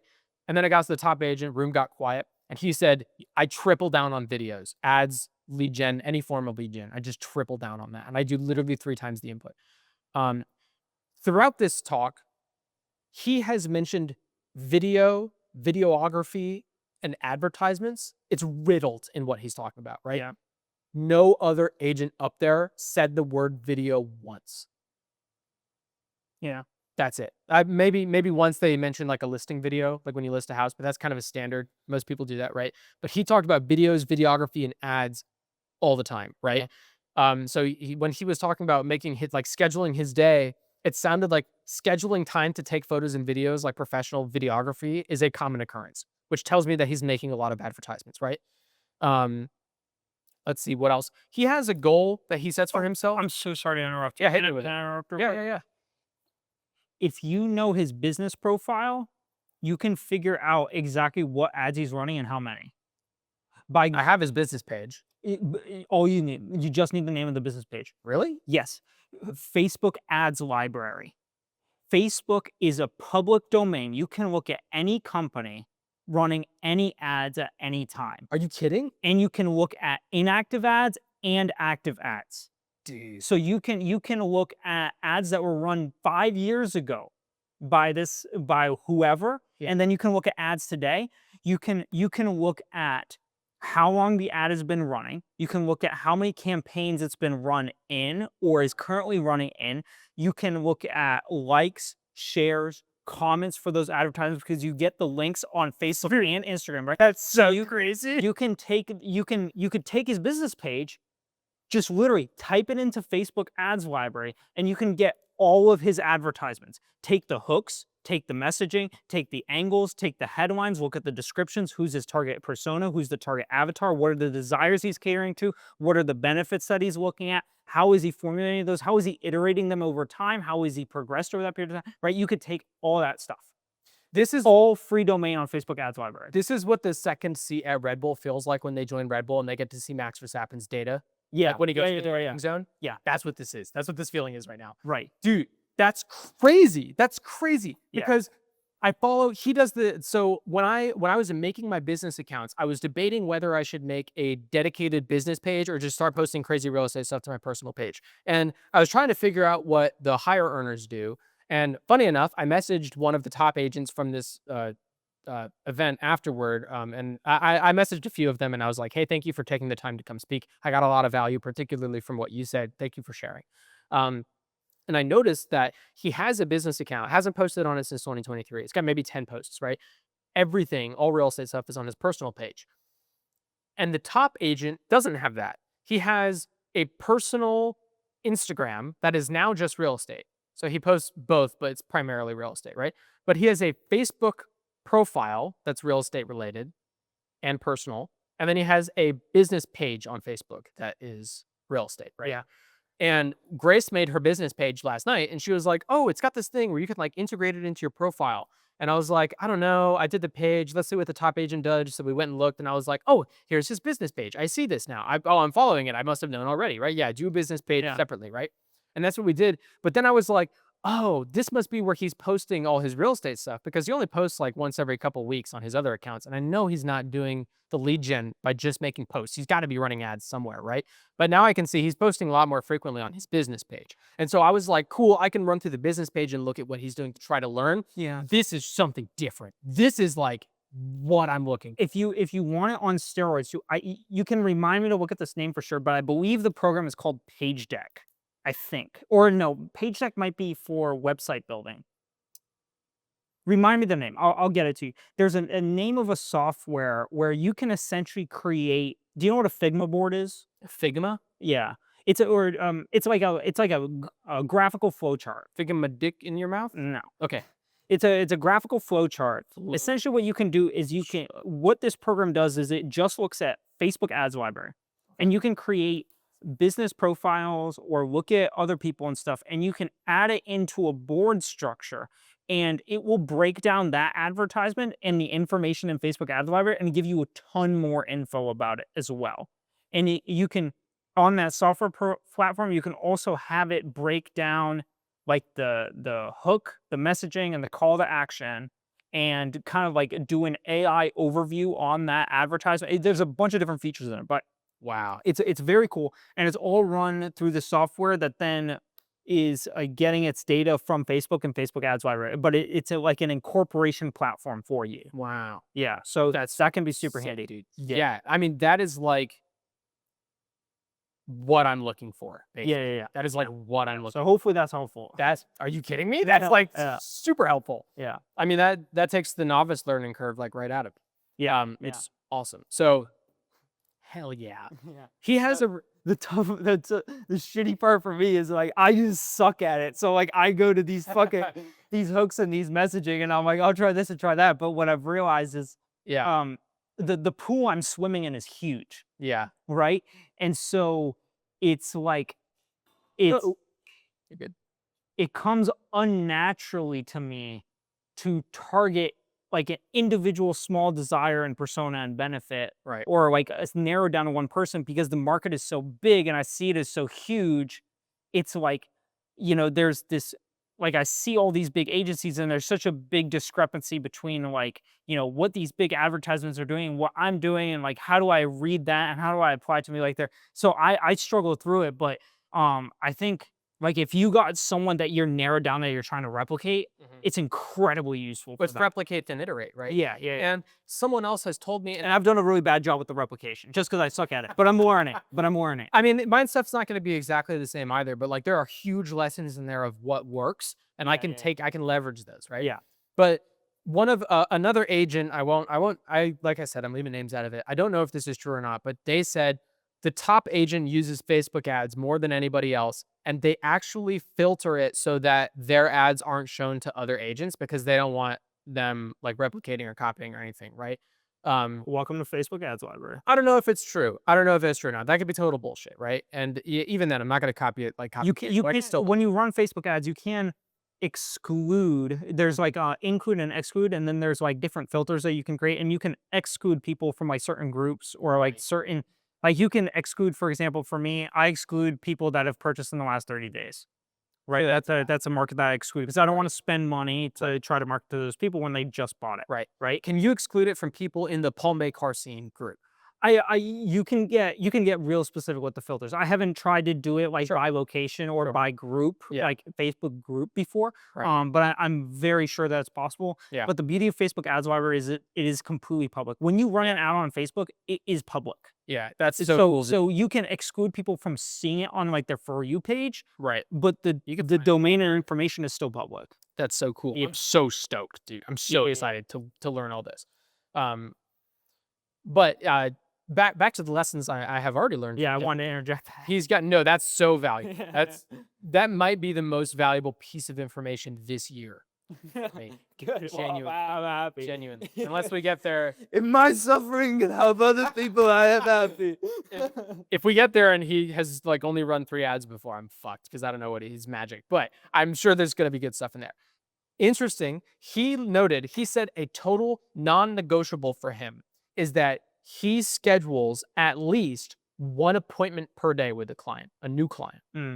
He said he wakes up in the morning. He does the same thing everybody else does where you wake up and you prospect in the morning, right? For context, I have gotten maybe 5 leads in the last month, right? And some of those have turned out to be like longer term leads where they're going to buy or sell in the next like 6 months. Some of them have been like maybe never, or they already have an agent, right? He wakes up to 12 to 15 leads a day that he then calls in the morning. Because of Facebook. I guarantee it. I guarantee it. It has to be. I guarantee it. It has to be. Because even when I just run basic engagement, so when I'm warming up ad accounts, I run something called an engagement campaign. Yeah. That's when you essentially run a campaign for a minimum of 1 day at a minimum of $5 in order to warm up the account and let Facebook know that you're not a bot. Because at $5, Facebook has to charge the account twice in order to fulfill that level of spend, because it starts at a small level of spend and then it increments, right? Right. So most of my ad accounts right now, I'm up to like, if Facebook will charge the bank at like $250 or $300 of spend, and then it'll charge. But when you start on a Facebook account, it charges at $2, and then it'll charge at $2 four times, and then it goes to $5, and then it goes to $8, Okay.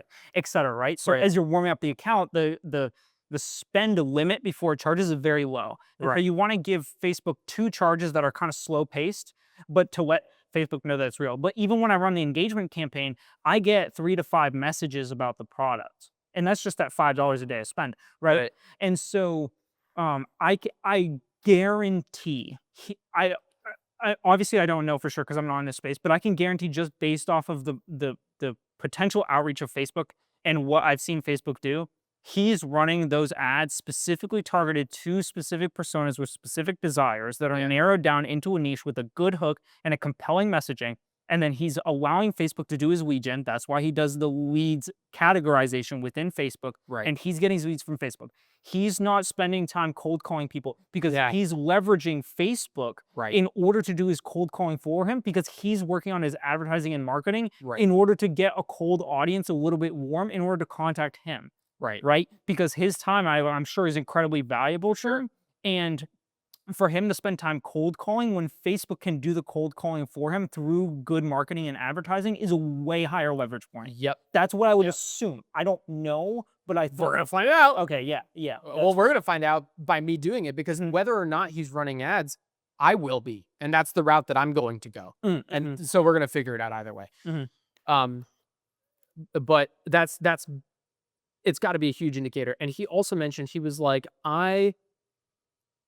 what Grace's question that she asked at the end was, is there a level of spend on ads where do you have to spend a minimum amount for it to be worth it? Like, if I spend $2 a day, is that not even worth my money? Do I have to do like $20 a day for a full week? And he responded and he was like, it changes as you grow because Facebook will learn what you're willing to pay per lead, and then it'll start charging you more over time. So when he started, he could spend $150 for a campaign, and now that same amount is now $950 because he's been doing it for so long. And that's a day. It must be. I don't know. Did he say that was his campaign budget? He didn't use specifics Okay. because he was trying to. One of the biggest things I learned is that like a magician never reveals his secret, right? You know what you could do? You could probably figure out a way to approximately calculate it. Yeah. If he posts new ads, get the ad when it posts. Use that. I'll send you the program to track it because that'll track it as soon as it posts, and it will post incrementally over time, and you can graph like different metrics for the ad over time. You can very likely figure out approximately how much he's needing to spend based off of how quickly the engagement increases over time. Because Facebook's pushing out that ad to a set number of customers, and you can approximate how much it costs to reach that number of customers, and like through Facebook messengers, figure out how many of those people may be responding if the ad is relatively high converting, Right. and kind of just get a ballpark in that range, Right. So Right. you could. It's a math question, but yeah. Right, exactly. What he was generally saying was it gets more expensive over time, just start, right? Yeah. And he actually mentioned he was like, the lead button to like manage your leads in Meta doesn't even show up until you boost a post. And so most of you probably don't even know that because most of you probably don't even boost a post. But what I was paying attention to was magician never wants to reveal his greatest secret, right? He's not going to get up there and lay out, all I do is Facebook ads. I don't do any postcards or any like open houses or anything like that. I already know from a different top agent, they have said the way they run their business is they won't do an open house for their own listing if it's less than like $700,000 because it's not even worth their time, right? They're going to give that to other lower agents. I have that information in my head. I have noticed that the top agents don't hold open houses super frequently. Another data point for me that top agents don't run open houses, so I probably shouldn't be getting leads either, right? Tyler has then told me, have you noticed that none of the top agents run their open houses themselves? They always get the lower agents to do it, right? Third data point. What I noticed throughout this entire event is that a lot of the top agents were G'ing up open houses and saying, oh, dude, if you put out signs, if you advertise for it, if you send out postcards, if you whatever, dude, like I had like 30 people come through an open house. The listing had been on the market for 30 days. I had, one guy put in an offer right then and there, and someone else bought a house 2 weeks ago from me, right? And the general vibes I was picking up is, oh shit, these people actually do open houses. And then when I was talking to Grace about it later, she was like, I bet they do open houses, but I don't think it's as much as they think, as they're saying, right? Yeah. And at one point, they asked the question, the stereotypical question: if you started over with $0 and zero sphere of influence today, what was the first thing you would do to like get clients, right? All of them said door knocking and open houses, right? And I am certain that a lot of them do open houses and do door knocking. I do not think that they do it to the extent, or maybe at least the top agent doesn't do it to the extent that they say they are. But if I had a listing that I was trying to help get sold, I would want an agent to go do open houses. And so I would try to hype them up to do open houses, right? Um, and so I picked up on that pretty quickly. And I was like, okay, people aren't actually going to share the bread and butter of what they're really doing. They're going to say a lot of motivational stuff. And I'm sure they'll help me out if in a time of need, but they're not going to give away their secret sauce. So it's up to me to try to figure it out. So I keyed in on the keywords and the very minor stuff, inflections. Like, dude, as people were talking, agents would like turn to each other and like elbow each other and whisper something. And I would listen for that whisper to try to figure out what that was, because I'm trying to pick up on the subtleties of what's happening to try to figure out what these people are doing differently. Right. And there's a wide spectrum of agents. One girl asked a question. She was like, what do you do if you don't have, this was after the top agent had given the example of like, you don't spend like $3,600 on postcards and then get 10 clients. It's not how it works. It happens over time. She was like, what do you do if you don't have $3,600 to spend on postcards and you're like new here and don't know anybody, so you don't have a sphere of influence? And the top agent was like, honestly, like, get in the mud, like, go door knocking, go do open houses. You don't need money. You don't have to send postcards or like, do anything like that. Yeah. But like, you can make social media posts and like make ads, and then you can go run open houses. You don't have to have the listing to run the open house, whatever. And I'm like, oh, okay, those are things that I'm doing, right? And then she followed up and she was like, yeah, but like, I don't have like the time to go do all those things. And like, if I don't have the money either, then like, what do I do? And he got like real blunt with her. He was like, I'll be straight up. If you don't have the time to commit to getting better or the money to commit to getting better, you might be in the wrong field. Like, this Yeah. is not the field for people who want easy money. Like, it is work and you do have to work at it. And so you are going to have to like put in the effort. Like, no one is giving handouts in this industry. And I was like, hell yeah, dude, like, get after it. That's what I love. Yeah. But there's a wide range of agents that, on the one hand, I don't have any money or time. What do I do? Yeah. And then there's agents like me who are willing to commit any amount of time and any amount of effort, but don't know what direction to go in. Yeah. And then there are people that have found something that works, like maybe door knocking or open houses, and they're doing that, but it falls short of whatever the thing this top guy is doing.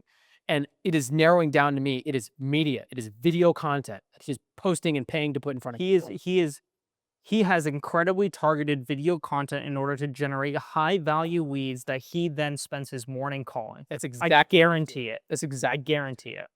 So he has this really, really cool goal for himself. It's a non-negotiable. When he wakes up in the morning, he calls these leads and he schedules a minimum of one appointment per day with a client. Listing appointment, buying appointment, doesn't matter. He was like, if I'm not in people's houses, I'm not making money. I have to go see a person every day, a new client every day, right? Which basically tells me, okay, if you are in an appointment every day of the year, that means you have 365 opportunities to sit down in front of somebody and get a new client or a new house, right? So far this year, they've sold like 45 houses or something like that, right? So like, let's just say it's like 100 houses a year, right? That means if you're actually doing one appointment a day every day, well, actually, hang on, that might not be true. He might have more closings than that, now that I think about it, because the way that the tracking tool that I'm referencing here has my commission in there, but it doesn't have any number of sales for me. So I'm wondering if it only happens for listings that you have when you're helping the seller, not the buyer. So let me hold my tongue on that, because I actually don't know if that's true.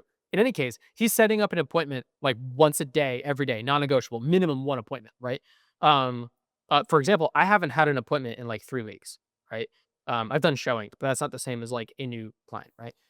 So that was a really impressive goal that he sets for himself and holds himself to. And he was like, if times are slow and it's tough to get an appointment, when it comes evening time, when people get off work, I'll call the same people I called in the morning again and try to get it set up for like that evening. I'll take them to dinner. It doesn't matter. I'm going to go get in front of someone.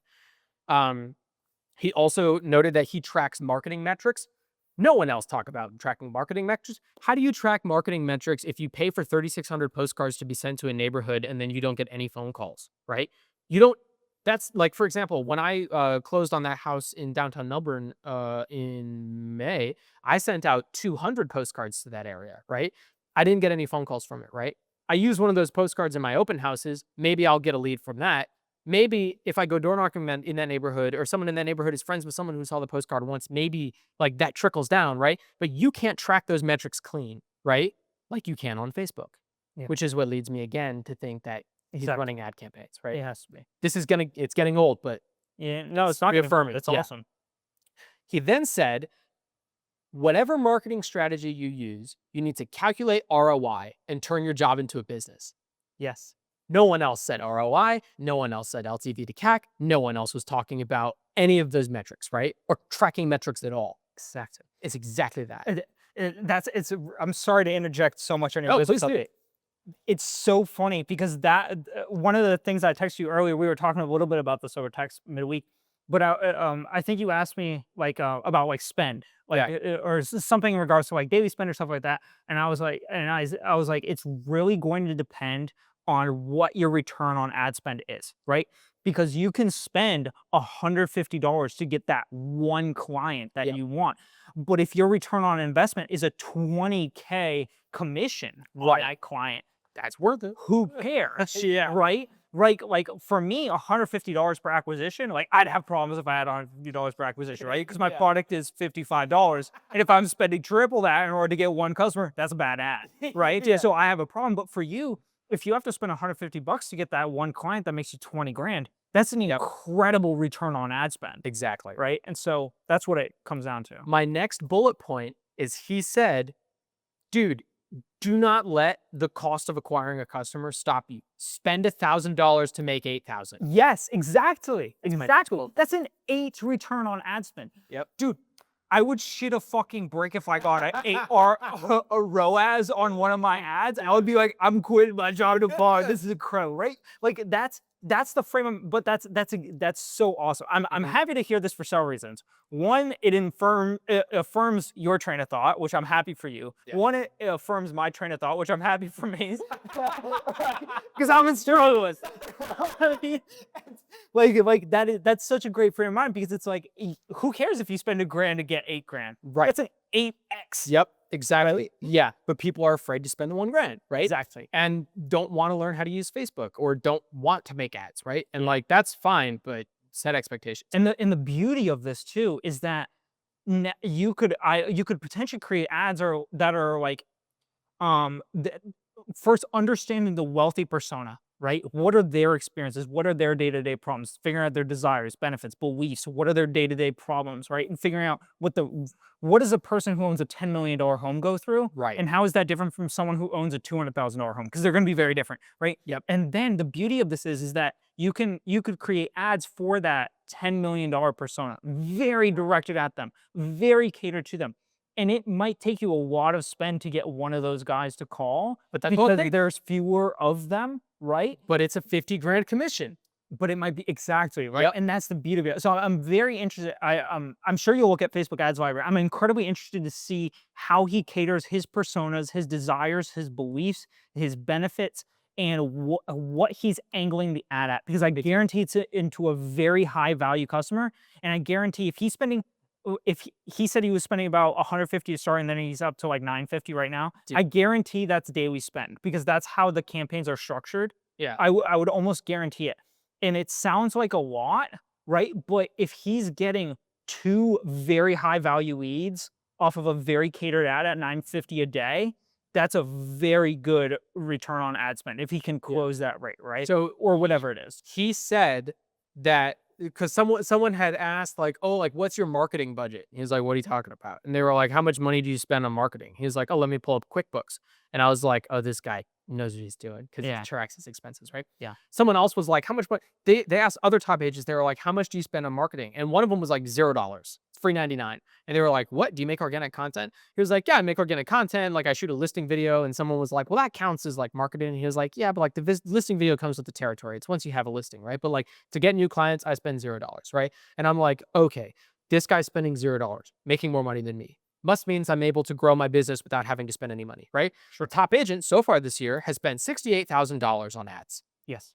Well, he said marketing, but I know probably ads. 68,000, right? And so That's that's just over 10% of his commission so far this year. right. And so that's out of 6 months. Yep. Right? Approximately. Right? So I'm not good enough at math. $34,000 or 34 and then divided by 3. So that's going to be about 11 a month. yeah. Right? So if he's spending 11 a month, he's spending about 300, 350 a day. Yeah. Right?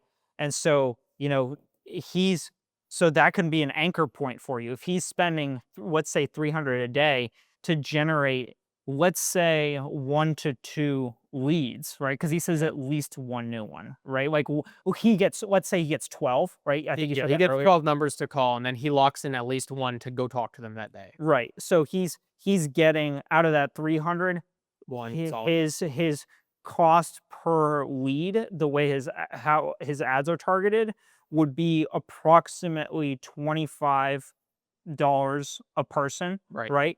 And so out of 12, let's say he only gets 1, right? So out of that 25, so at 25 a day, you could expect to get, if your ads are really good, about 1 every other week.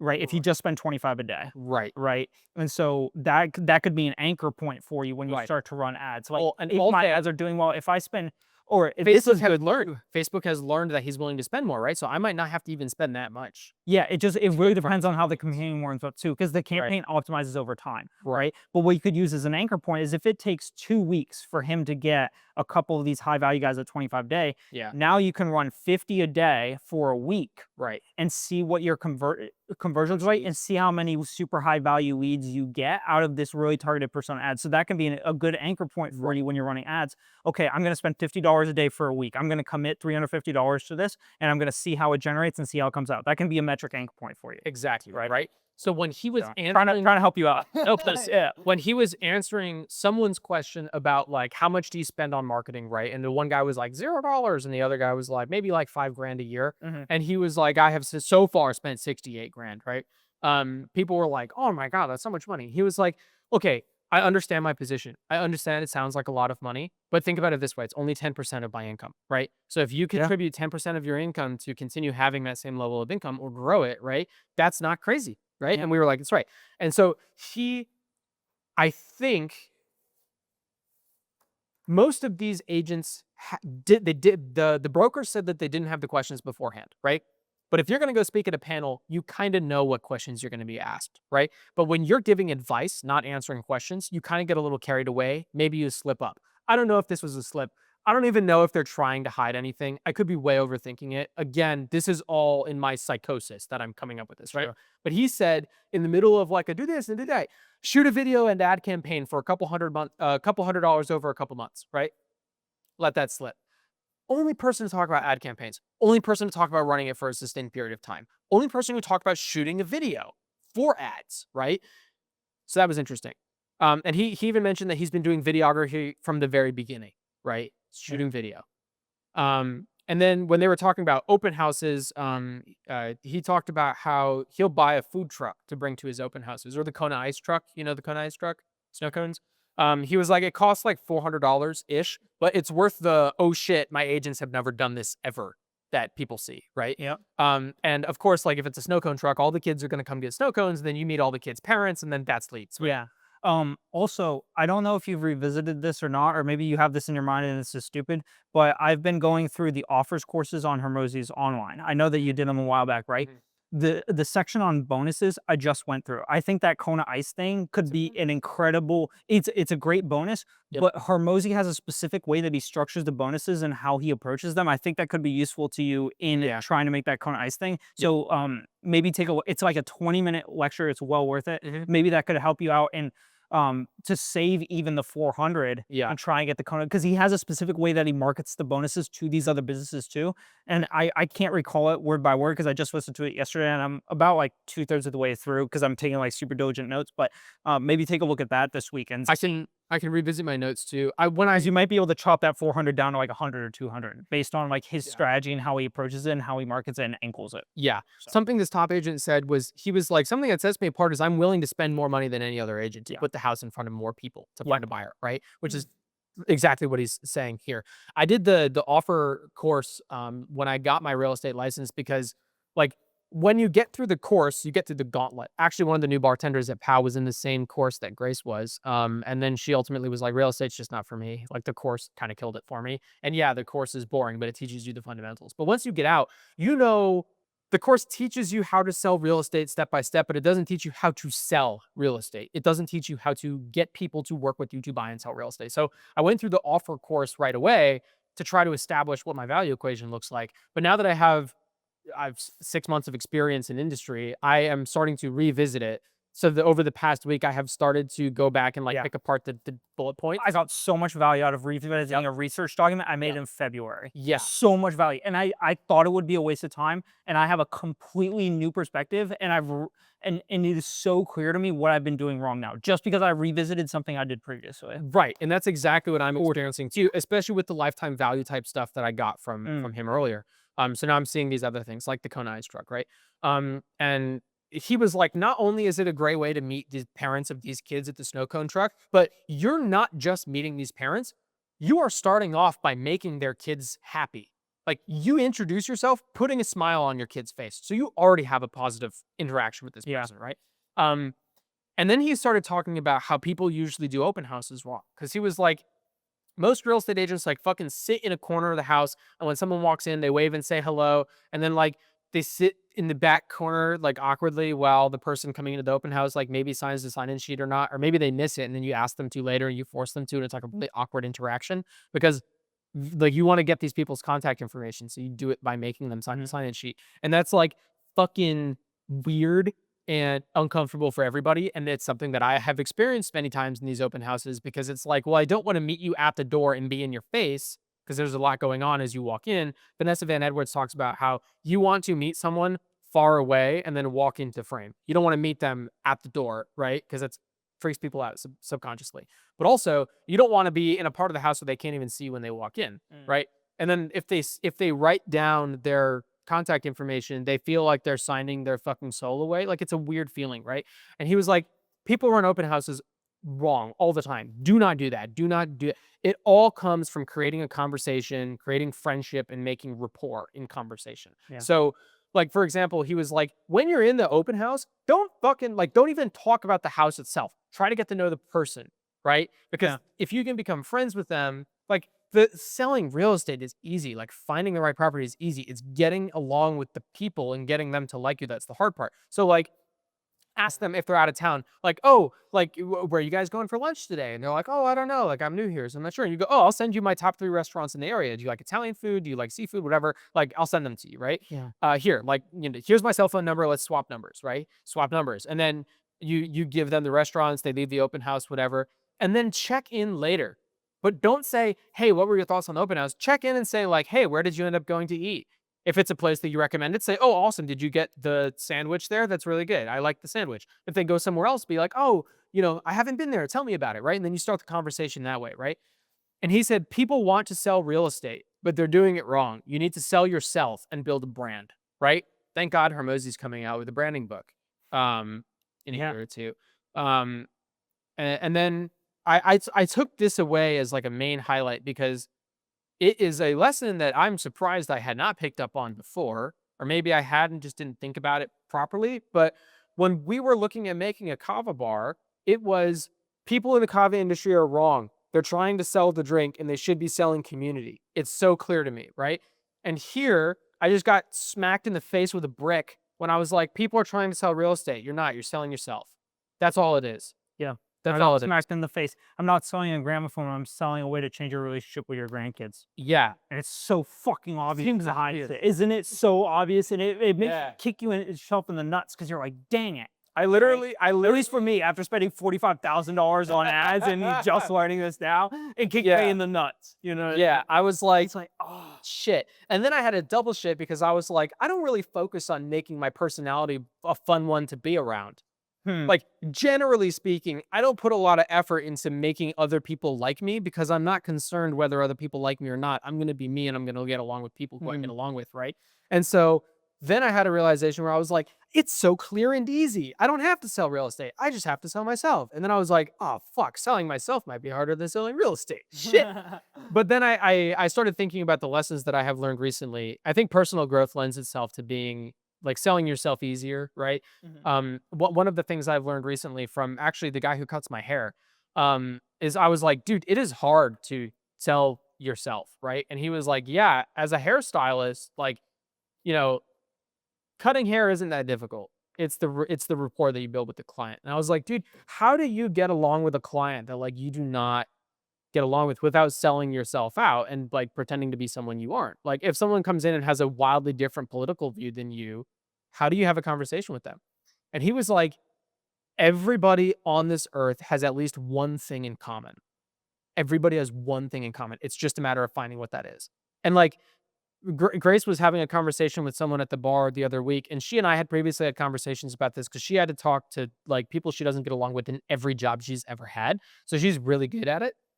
And I watched it happen live in action. This guy was talking at her for like 15 minutes. She was the shield between me and him, so I could keep working, which was nice, but I kind of heard it in the background. Homeboy talked for 8.5 minutes, right? About shit that they do not have in common. And when he took a breath and allowed her to respond, she mentioned the one thing that he had mentioned in the first 30 seconds of his 8-minute monologue that they had in common.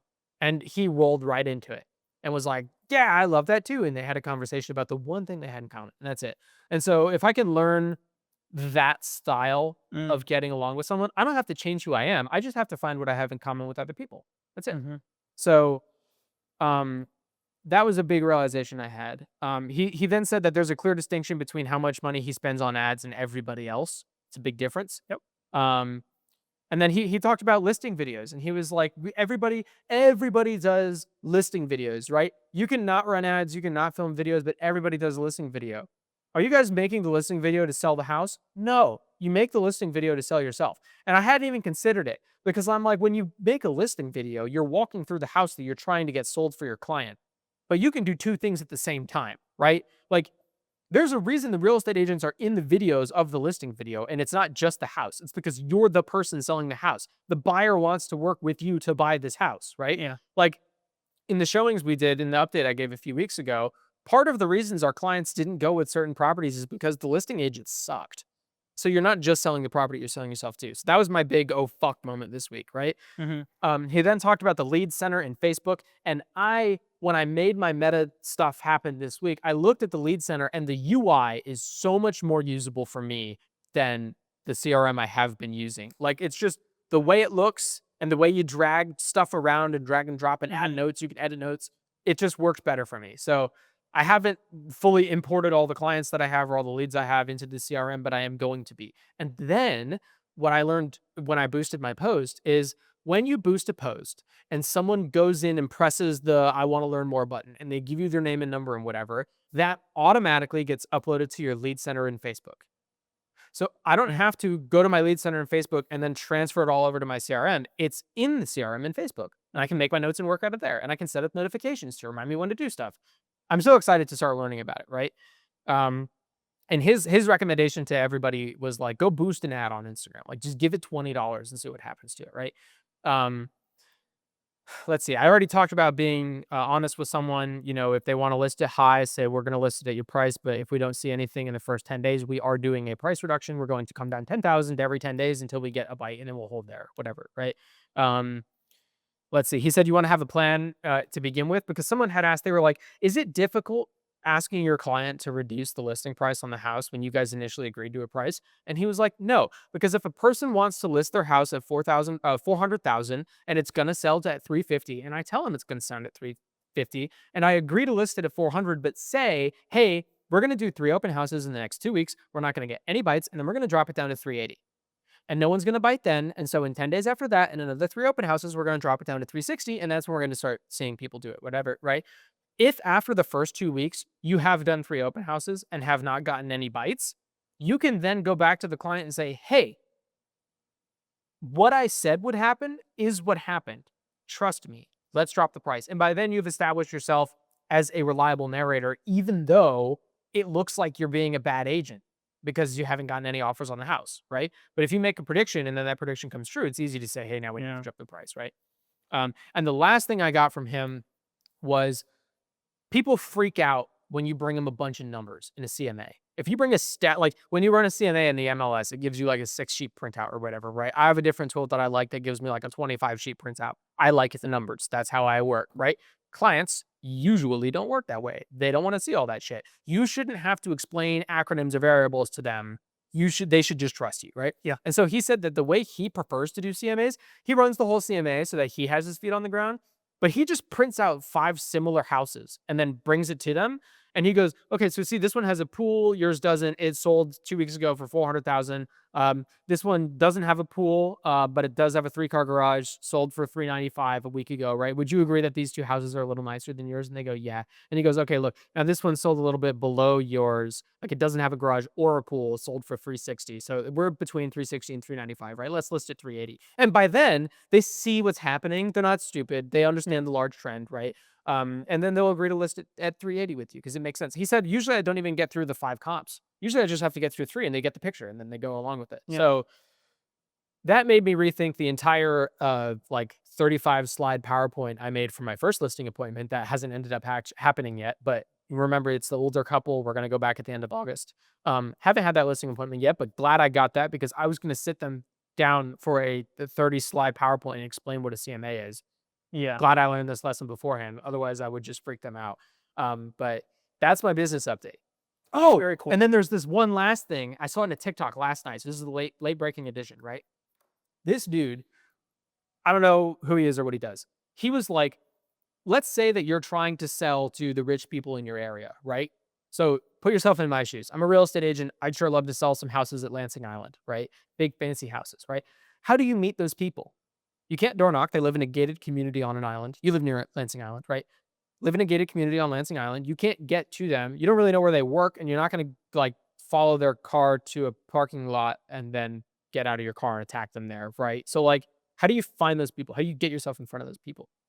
And he was like, okay, take it this way.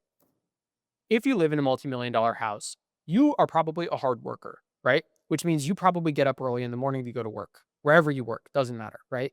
If you wake up early in the morning at work to go to work, you're probably tired and you probably want to get something to drink. Everybody goes to Starbucks before work. So what he and his buddy did is they went to Starbucks and he said he got a drink. And when he got the drink, he said to the lady working the register, he was like, hey, my partner and I are going to go sit at that table over there. When we give you the wave, whoever is cashing out at that time, charge it to our card, tell the guy that the drink is on us and that we'd like to talk to him if he's open to it, right? If he's not, he can take the free drink and go. But if he's open to it, he'll come sit down and have a conversation. And he was like, we left with a stack of business cards this thick for people who make multiple $1 million a year. And that's how you find those wealthy clients. And so I sent that to Grace and I was like, we need to try this because this looks like so much fun, right? Cost So- per acquisition. Yeah. So that's on me. He was like, dude, spend $500 in coffee on one day. Who cares? That's You might such get one an thing. incredible idea too, because it's so hard to get. It's really hard to get wealthy people to give up their time because their time is incredibly valuable. But if they're already in a place where their time is kind of like whatever, like they're grabbing coffee, like they know that this is passive, right? They have to So they're already open to spending a little bit of time there. Yep. That's why that's a really awesome leverage point because you're not catching them when they're working and trying to get something done. You're not catching them on a phone call where they could be busy and don't want to be bothered, right? You're catching them in a frame of mind where they're already like, oh, this is my time to like grab some coffee, maybe like chat a little bit. And, right. Like that's the perfect time. And you're not inconveniencing them. Like, have you ever seen the guys on TikTok who like, they have a microphone and they go up to a guy in a sports car as he's pulling out of the parking lot. They're like, what do you do for work? Right. And they do like a little interview. That always makes me feel really weird because you're just asking for a handout, right? But if you buy them a coffee, it's a kind gesture to start the day. It's a $5 coffee. Who fucking cares? It's not that much money, right? But it's a kind gesture in exchange for a few minutes of time, right? Yeah. I want to try this so badly. And even if you don't meet millionaires, you could just meet, like, that's a great source of lead gen anyways, right? Like, even if someone works at fucking, like, even if they work at, like, a regular place, like AutoZone across the street, right? they still might eventually buy or sell a house, or have someone who wants to buy or sell a house, or even just have a positive interaction that day and you make their day, right? So that's super cool and something that I want to try eventually. Don't know when I'm Yeah. going to do it, but Yeah. making a I note. want to give you two more things Mm. that I've used or considered doing. One of them is, since you're looking at definitely check Facebook ads library. If you're gonna continue on the viral train of making ads around virality, check out this site called Daily Virals. It is subscription based, but every day they put up the most viral videos of that day. And I haven't personally used it, but I know other people that use it. My specific framework Mhm. is that I'm trying to make ads that have like un that aren't market wave based. I'm trying to make ads that can sustain, because right now, like, I'm looking at coming October, November, December, and I'm like, well, I can definitely crank out some Christmas ads and they'll likely convert a little bit better just because they're Christmas focused, right? And the Christmas season is always good. But Christmas ads don't work great in April, right?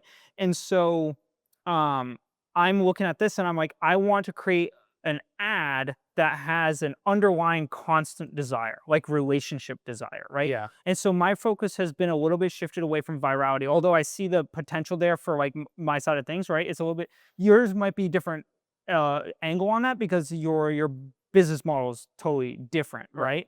There similarities in business are always there, but that could be something useful if you go for the viral side of things. Right. Another thing too is it could be valuable.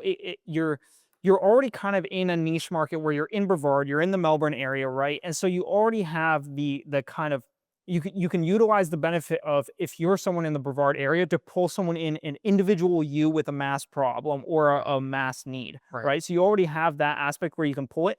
You can also try pulling it from maybe looking at metrics of who what people from what state move the most to Florida. It's probably going to be like New York, California, right? Right. Potentially, right?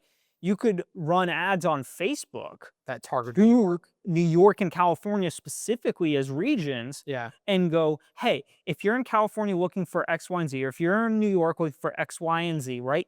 And now you have a super niche market. And I guarantee, if Blue Marlin is, the best brokerage in the county, right? Yeah. I would say, right? And you have the top agent who's running ads, right? Very likely to specific catered persona, right? Right. If he's the only guy running ads, you have a very high probability to capitalize on that structure as well, Right. and take it to the next level by really catering down to even niches he might Yep. not be marketing it. Right? Replicate then iterate. This California to Florida thing, I have not seen anyone do it on a bigger scale. In fairness, we don't live in California, so we wouldn't get this ad. Right, but I haven't seen that style. Like, I haven't seen People an talk about ad that. style where it's like, if you're in the specific other state looking to Yeah. do something in this other state, Right. I have it for you. I have seen a lot of ads of like, if you're looking to come to Florida or if you're looking to come to New York, right? But that doesn't cater to a specific ad. It does to an extent, but it's not super narrowed down, right? Right. And now there's It's going to be not- less if you're looking customers. to come to Florida from somewhere else, it's like you from Rochester. Right. Yeah. And now it's like really like you're talking to you, right? And so Right. this is something that I consider doing with with my gramophone ads. Right. When I hit a winning ad, I want to edit it to be like, okay, what are the top 10 states that my customers buy in? Right. Okay. Now I'm going to take this winning ad, and the only thing I'm going to change is, let's say the winning ad is, if you're a grandmother looking for better connection with your grandkids, right? Let's just say, and as an example. Right. Now that winning ad, everything the same, it changes to, if you're a grandmother in California looking to connect with your grandkids, Right. right? Specify. Boom, right? So that's what I'm considering doing with my winning ads once I hit one. But I think that if you can latch onto the structure that he has in his Facebook ads library, and then find maybe a potential winning structure for you, and Right. then maybe just test out a couple states and do that Yeah. kind of style. I haven't tested it. I don't know. We can But I find out. do know that from all of my research and all my learnings that I've done, persona targeting is incredibly important to hooking people in. Right. And that's a great way to target a specific persona. And personally, I haven't seen anyone else quite doing that on a mass scale. Right. Right? Like super targeted if you are in this area, right? And so that could hit home really well for you. It might be something to consider. Yeah, would absolutely do that. The Yeah. guy that was at our Satellite Beach open house that inspired the hook for that video, is from Rochester, like within 20 minutes from where Grace grew up. Yeah. And he was even telling her, he was like, a lot of people move from specifically the city of Rochester to Brevard County, Florida. It's not like state to Yeah. state, it's like city to city. And he was Run like, your first ad to New York. Exactly, And have right? Grace leverage the fact that she Is from grew up in Rochester. New York Right. and she's lived in Florida now for X, Y, and Z. She's become a real estate agent Right. where she's looking to get people from who are living in New York down Yeah. in Florida. That's a perfect leverage point to market to Yeah. New York. And it's a shared experience too, because Yes. she's like, I have And then when you experienced. get there and you can validate that experience. Exactly. And then that instills belief on belief on belief because you are who you say you are in the It advertisement. increases your perceived likelihood of achievement because Exactly. I have shared your pain. I have moved from this city to this city, or that state to that Yeah. state, My and I can challenge help has it been, make it easier. how do I embody a person who has that pain, right? Because I am not a 65-year-old grandmother with grandkids. Got to have a kid. Right? And so that's where my research is really, really time consuming because I have to become the person. Yeah, Right? exactly. And so, but if you have Grace, who's already that person, that's an incredible leverage point. She already has a set of experiences that are great one-on-one research points Right. for the ad. So that's like I would say that's a very valuable leverage point for advertisers. Sure. Right? Yeah, That's an idea I could throw out as that's well. a great idea, Yeah. and it's one that I'm willing to try. On the virality thing, I'm glad you mentioned this because I forgot to bring this up. Um, I wanted to try the viral ad just to get some views to the profile, and it's something that I think could be fun to do moving forward. I Yeah. don't know if it's something that I'm gonna do all the time. It might be something better to keep only on TikTok because I put that lizard video on TikTok, Instagram, and Facebook. But if I want to keep like my Facebook business page super professional, and then my my Instagram page mostly professional, but maybe some business, TikTok could be like all that stuff and the fun stuff because it's TikTok, right? So Yeah. it's less serious. Like you're not so likely to find like a super buttoned up serious guy on TikTok. But also, like if I'm selling my personality is lizard video. I like that shit. That shit's funny to me, right? Yeah. So it might not be something that I want to advertise all the time, but it's still something I can do for fun that pulls views to the page, Sure. which pushes the page forward, right? Yeah. But the reason I decided to do the lizard video is as a direct result of something one of the agents said in this seminar. Because one of the brokers was like, "Oh, like, I'll keep his name out of it. Guy, you recently got this crazy awesome listing. Like, how did you do it?" And he was like, "I'll be honest. I do something called Hail Mary Friday, which is where on Fridays I just call moonshots, right? Like I find people that live in these wealthy neighborhoods and $10 million houses, and I call them and I'm just like, hey, I like your house. Want to sell it? I'll help you do it, like that." And he just does that. And like 199 out of 100 times, it's a fucking no or a get off the phone or whatever. Sometimes it leads to fun conversations, but no closings. And then once it ends up in a $4 million sale, right? Yeah. But it's the same theology that we talked about last week with Google's 70-30-10 or 70-20-10. That's his 10%. His moonshot is Hail Mary Friday. And he really emphasized, like, my key takeaway from that guy in particular from this seminar was like, don't worry about your public persona or public perception, right? Just be you and just do the thing. Just try it. If it doesn't work, you can take it down later and like no one will ever see it again. Who cares? But like, don't refrain yourself from making the post because you're afraid of how it's going to come off. Just try it. Right. Yeah. And so when I was thinking about this lizard video, I was like, is this the persona that I want to perceive? And is this how I want people to find your way? And I was like, dude, Hail Mary fuck Friday. it. Hail Mary. I texted him after this. I was like, Hail Mary Thursday. I just went for it. And like, you know, why not? And if ultimately, eventually I find out that people aren't working with me because of one lizard video, maybe I'll take the lizard video down, or maybe I'll find cooler people to work with. I don't know. Yeah. I just thought while you were talking to, I thought of a way that you could, if you go into the postcard route, like at some point, Yeah. I thought of kind of a way you could track what your metrics are on the postcards is track the time it takes for you to generate them, to print them, and to put them out. And the cost to print. And the cost of print, but multiply the time by your current hourly rate at your job, Yeah. and then sum all those numbers up together, Mhm. and then take the leads you get from them and calculate what your commission was Right. from those leads if you closed them, Right. and then put that against your postcard expenditure in terms of time Yeah. and money, and then see, okay, maybe I have a 3x return on ads or return on spend Right. for these postcards, but I can get an 8x on my Facebook ads. Right. Exactly. And so then you can kind of cater, okay, what do I want to invest more money Yeah. into? Well, the Facebook ads, because my return is so much For better, sure. I'll scale that up. Right. So that could be a leverage point for you. And what's interesting about real estate that I hadn't considered until I got in there, because the social media lady at Blue Marlin Chloe is like she's so awesome, right? But she's real big on exposure. She's like, you don't have to make content that is making a call to action for people to come buy from you, right? You can just make content that shows that you're doing real estate. And like, it can be documentary content where it's just a post on your story.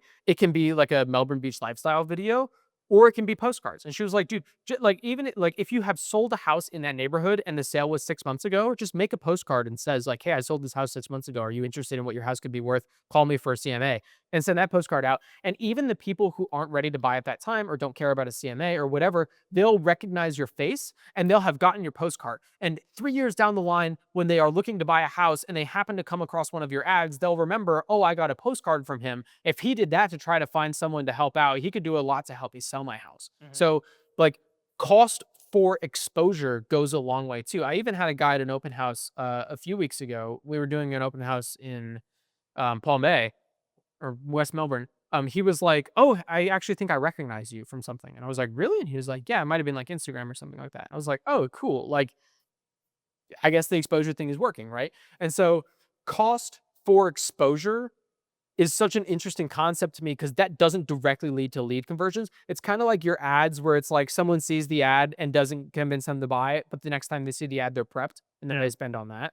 Um, it's an interesting concept that I haven't wrapped my head around. But postcards, um, lifestyle type of videos, and then door hangers are all costs that are like exposure, not exactly lead gen, which is interesting. But that's my business update.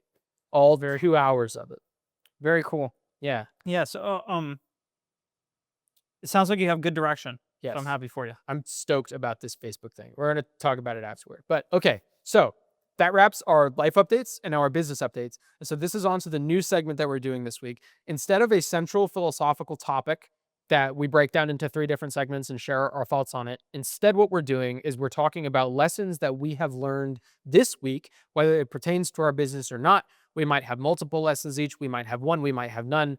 But it's the idea behind this is that we don't have to both agree on a specific topic that doesn't relate to anything. It's we have our own topics that relate to what we're doing and we can share that across the gap. So what is some of the life lessons that you learned this week? Yeah, so I think I kind of screwed up this segment because Okay. I did, well, I did a lot of like the lessons incorporated into my update. And that's kind of like something I realized that I was going, but We can reiterate um, the highlights in this section then. yeah. So that's what I was gonna do. Yeah, I was just gonna reiterate some of the highlights. So avatar is really essential. yeah. Putting myself in the shoes of the actual customer, like really from a literal standpoint, and understanding the day-to-day struggles. As we've been going through this, something that I thought of, I don't have on the sheet, but I've been thinking about like passively, it's always in the back of my mind because I can't get it out. But um, kind of how I'm gonna frame creating these ads. And I think Yeah. what I'm gonna do is I have these personas that were created from the immense amount of research that I did.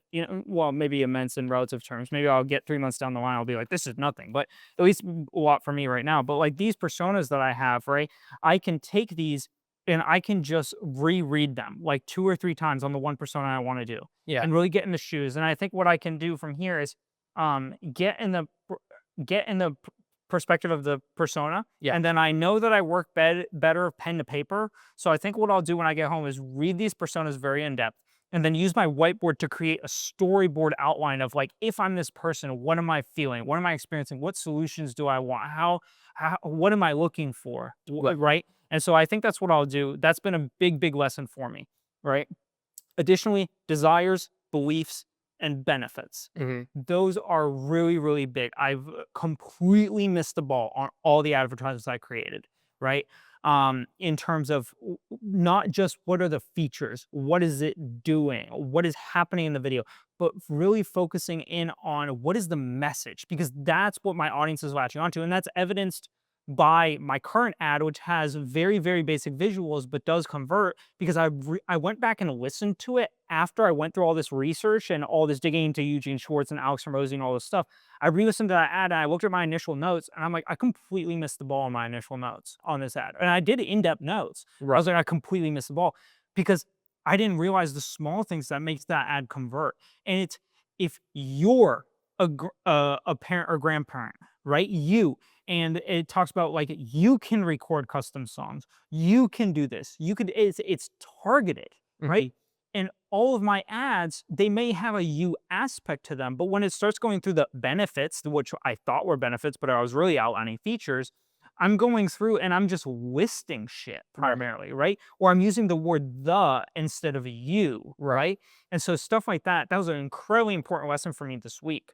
And then incorporating those lessons into my ad running structure. So I got a great iteration strategy from last week. I have a great method to iterate. I know how I can iterate better.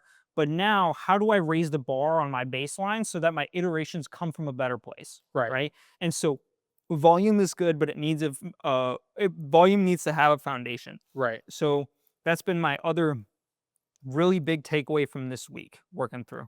But Very good takeaway. those are highlighted examples. And then also in my life, in terms of continuing the pursuit of dedication to more time to the business. That's a constant for me. How do I optimize my time?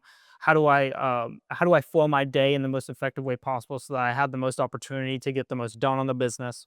Those are just kind of constants for me because I'm always looking to do more and do better. So is that something new for this week or something that you've started to focus on more this week? That's something that's been a continual pursuit for me in the background for a long period of time. Okay.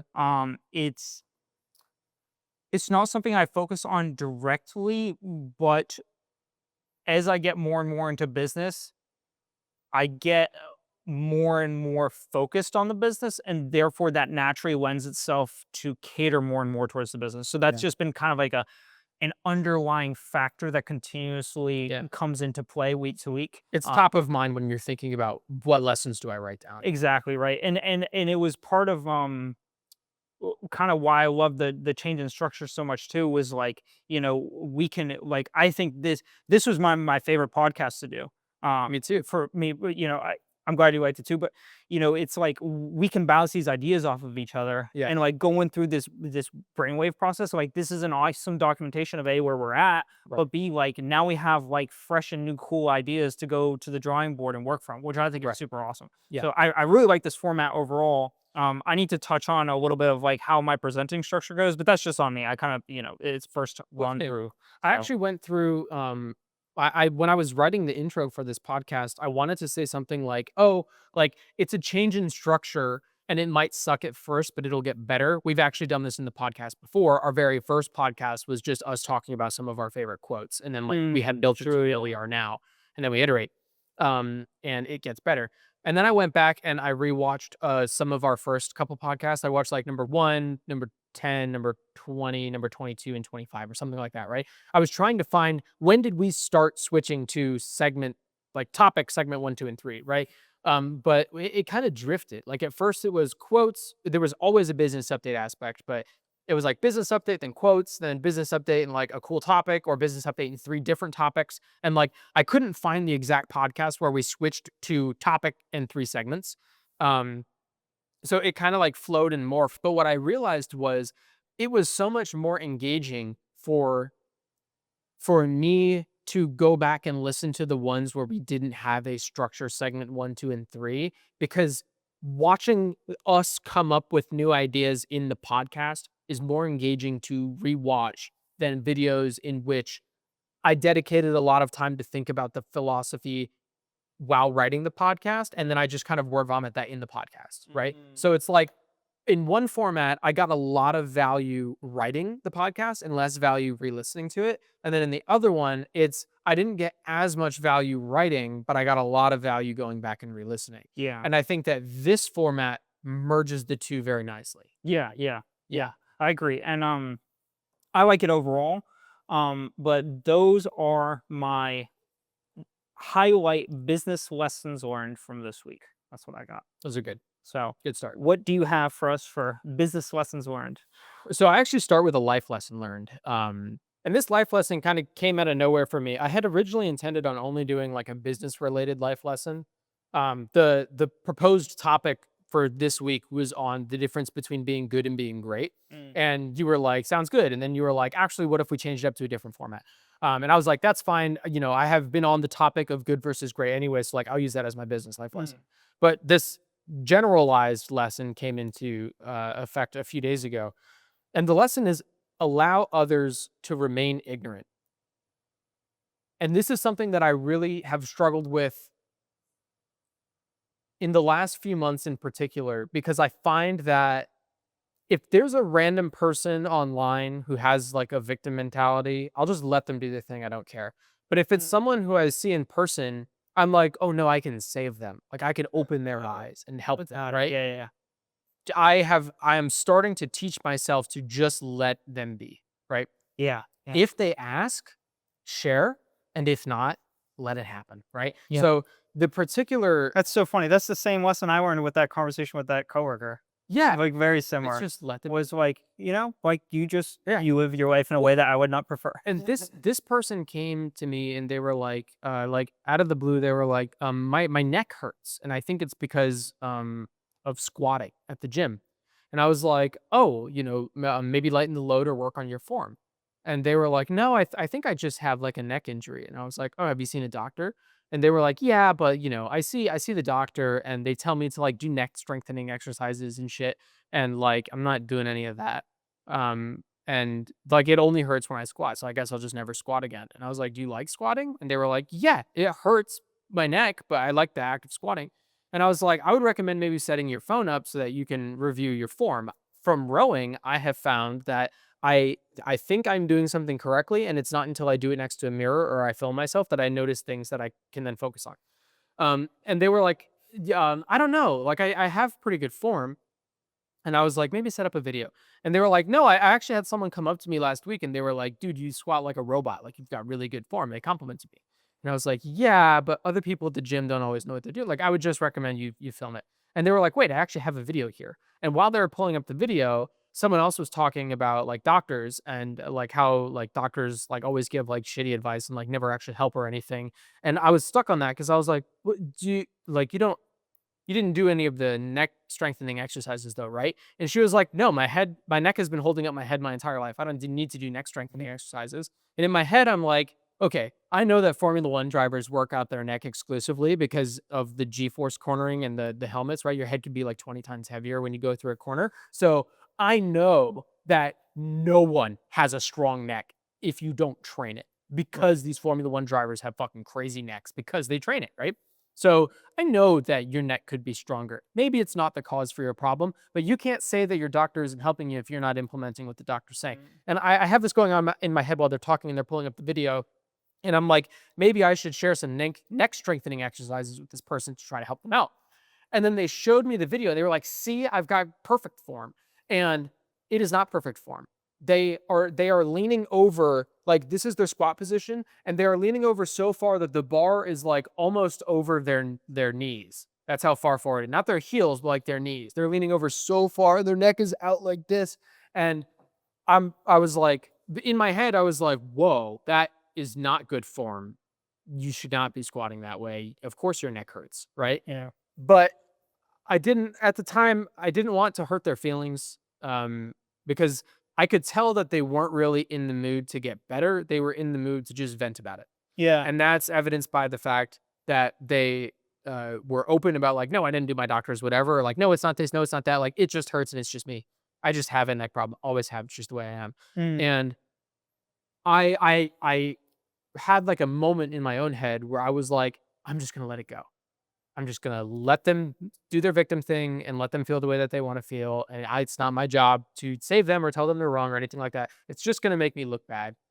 I'm gonna leave it at that, which is a struggle for me because especially with exercises like that, I don't like seeing people exercise with poor form and thinking it's good form because they could actually injure themselves that way. And so I kind of got stuck on it. And I told Grace when she left, I was like, she has bad form and doesn't know it. And Grace was like, why didn't you say anything? I was like, I don't, because she wasn't implying that I should have said something. She was like proud that I didn't say something. And she was like, why didn't you say anything? And I was like, I don't think they are in the headspace to be open for that criticism right now. Yeah. I think that in this particular, like reading the room, as I learned from the real estate agent earlier this week, reading the room, it's not the right time to give that advice. But I should circle back to it at some point so that they don't injure themselves further. And then I got to apply that again later with Joel, because Joel was talking about he was like he came in and he was saying some wild shit sitting at the bar because he's not working there anymore. And so he was like, see, I can say anything I want now that I'm not working here. And I was like, oh yeah. And he was like, you can what was the claim? Oh, his whole point was like the rules at my work, the bar, are more strict than the rules at your work at Northrop. Because you can say whatever you, because I was saying, oh, I never really filter myself. I kind of always say what I want. Even at work, I don't like Mm. filter myself. And he was like, yeah, you do. And I was like, no, I don't. And he was like, okay, well, then the rules at your work are less strict than the rules at my work. And I was like, you've never worked a white collar job. You don't know what a cubicle farm was like. It is not what you think it is, dude. And he was like, oh, well, I made a statement about like some political thing.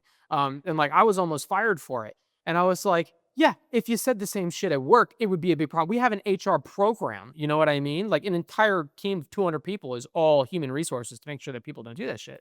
And he was like, well, you say crazy shit all the time. And I was like, I don't think I do. And he was like, yeah, you do. Come on. And I was like, I make jokes, but I don't make those jokes at work. And he was like, so you filter yourself at work.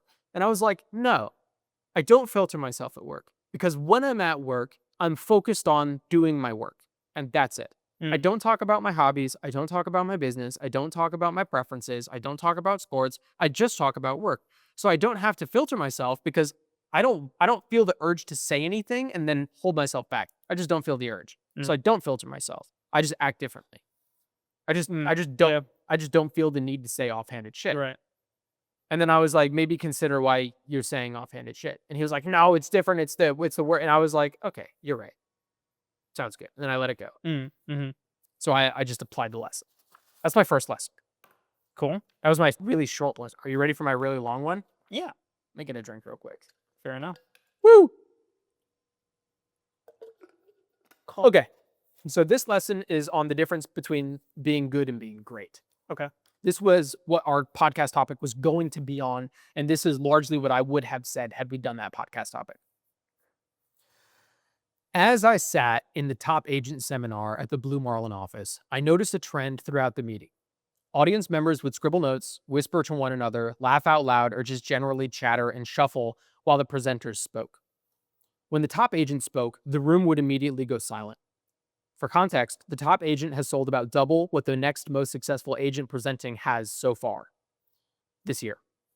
The gap from first to fourth is larger than the gap from fourth to me. The gap from first to fourth is larger than the gap from fourth to 153rd at the brokerage. I am by no means disparaging the other agents here. I'm ranked 150th. So I am just behind the double to the double what the top agent is doing. By percentage, the gap between fourth and first is the same as the gap between me and 145th. So no, I rather bring this up not to insult people, but because everyone sees the same thing I do. When the top agent speaks, the room listens. And that's because he's doing something that everyone else isn't. And everyone is trying to figure out what it is. It's important to note that there are a plethora of good agents between me at number 150 and the top agent speaking at this event. There's lots of them that are good agents. But the silence in the room when the top agent speaks illustrates that there's a gap from disappointing to average, a gap from average to good, and a chasm between good and great. And so my segment here talks about how it's increasingly more difficult to move from disappointing to average to good to great. It gets progressively more difficult, right? And the realization I had sitting in this meeting is that I don't think there are many disappointing agents at Blue Marlin. There are a lot of disappointing agents in real estate. I've had to interact with several of them. It's been a pain in the ass. But Blue Marlin has a incredible high percentage of good agents. And yet still great agents are rare, right? And it's interesting to me because when trying to identify what makes someone great versus being good, I can think of a couple different variables. One of them is time input. So, like working nights and weekends. A lot of the top agents that we're talking, they didn't say it specifically, but I could tell that most of them take weekends off, or they don't work past like 3 or 4 p.m. They get up at 6, they're done by 3, type of thing, right? Mhm. Um, but what was interesting to me in particular about comparing myself to this top agent is that he doesn't have anything that I don't, right? Yeah. Like Elon Musk has a factory and an entire company of engineers to design and build electric cars. I cannot build a Tesla if you ask me to, right? Right. Jeff Bezos has an entirely delivery organization. I cannot get a package from one side of the world to the other overnight, right? He can. The top agent has exactly what I have. The only difference is the knowledge and presentation. That's it. We write the same contracts. We work with the same clients. We work with the same lenders and title companies. The only difference is the knowledge that we have and the way that we share that knowledge, right? Our Yeah. presentation.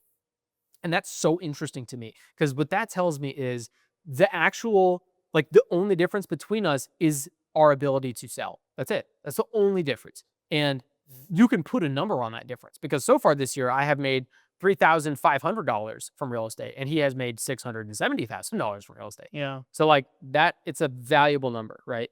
Um, and then, of course, you could say the ad campaign, marketing, whatever else, right? But like those are things that I'm capable of doing. You could argue that I'm not capable of spending $60,000 on ads right now, but I don't know. It's not a Depends on what you variable. get back. Yeah, it's not a variable that helps me, so I'm not going to consider it, right? Um, I started thinking about the quote from Alex Hormozy that most people are only 20 hours away from acquiring a new skill. And going into real estate, I had the opinion of, well, I'm going to work harder and longer than everybody else in real estate. So eventually I'm bound to make it. And it's probably going to happen faster than most other people because most people don't work nights and weekends, and I do, right?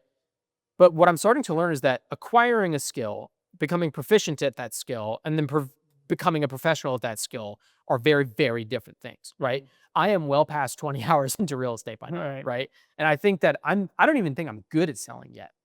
I think I'm probably good at real estate, at like the transaction process. I don't think I'm good at selling yet. And I think it's going to take a lot more time to get there. But I realized that the novice curve between rowing and real estate is kind of similar in that you start off and you make less progress than you think you do. So, like, so far I have sold like $300,000 in real estate this year, right? Awesome. Way more than like I have in any other year, right? Great increase. But the law of diminishing returns starts to kick in where it's like it is taking a tremendous amount of effort to get to the next stage. And it's the same way in rowing from what I have seen, which is you learn a lot quickly and then actually applying most of those skills and understanding them takes a Yeah. long time. And so I started to think if I were to start over in rowing or like teach someone, coach someone to start in rowing, if I were to beat the curve in rowing, what would I do? Because interestingly, and this is something I love about the sport, everybody watches the same boat. Like you and I can go watch a boat row, but we Yeah. see something different, Yeah. right? That is one of the most beautiful parts of racing Mhm. as well, is like, you know, once you get to a certain point, you can watch a cart and you can listen to other people comment on it, but you just know something deeper than they do. And Right. there's something really beautiful in that. Exact. No one's talking about the way he takes like turn 4. No Yeah. one's talking about the slight jerk left before he throws the car right, right? Yeah. And that's what means something to the professionals here, right? Mhm. And so if I were to try to get someone to be really good at rowing really quickly, I would immediately call out like the minutia, right? The like Hormozy has taught me this. Like look for the minutia. Look at at the elbow angle at the finish of the person rowing, right? Mm. Because the elbow angle is indicative of the way that he's holding the handle, which is indicative of how it's going to move when he comes out of the catch, right? And it's indicative of your posture as you go through the drive. All that is important in rowing. Look for the minutia in real estate. That's how you beat the curve, right? And so when looking at the minutia in real estate, I look at the way this top agent speaks and the tiny things that he's saying, the things that he is subliminally saying without coming out and straight away giving his secret away, because then everyone would start doing it, right? But it's the implications that he's making. So just comparing him to the other top agents that have spoken, a big thing that I noticed was the downtime on weekends and like random hours in the day. I do not think that the top agent takes as much downtime as the rest of them do. I picked up on more trigger words that are related to advertising from him than I have from everyone else. Everyone else seems to be like organic lead gen, word of mouth referrals, etc. He seems to do advertisements, videography advertisements. He talks about scheduling photos and videos. He even mentioned running Facebook ads subliminally. Only person to talk about Facebook ads. I'm repeating myself. And then he talked about selling yourself, not the real estate. He also tracks metrics, which none of the other agents mentioned either, right? Yeah. You've seen my spreadsheet. You know, I already track the metrics. I'm on the right path somehow, Yeah. right? Um, I want to close the gap from where I'm at average to good as fast as possible. And I want to carry that momentum straight through good into greatness. And I think the way that I'm going to do that is by prospecting during the busy times and being aware that life gets easier like when life gets easier, it becomes easier to slow down, right? Yep. So like the day that I'm closing enough deals that I can quit my 9 to 5, I'm not going to have to go to the 9 to 5 anymore. So it'd be real easy to just work real estate 9 to 5 and then not work nights and weekends. And that has the potential to be a big hit in my movement from good to great. Yeah. And so my life lesson here is more so the acknowledgement that what it takes to get from good to great is huge. And actually, in the middle of our segments here, in the middle of our recording clips, one of my friends that I met when I had first started real estate has just texted me that he's stopping. He says it's just not for him, right? He's been in it for a few years. He's only made a couple sales. I think that what he has started to realize, and I have yet to call him on this, is that it takes a huge amount of input to get any output.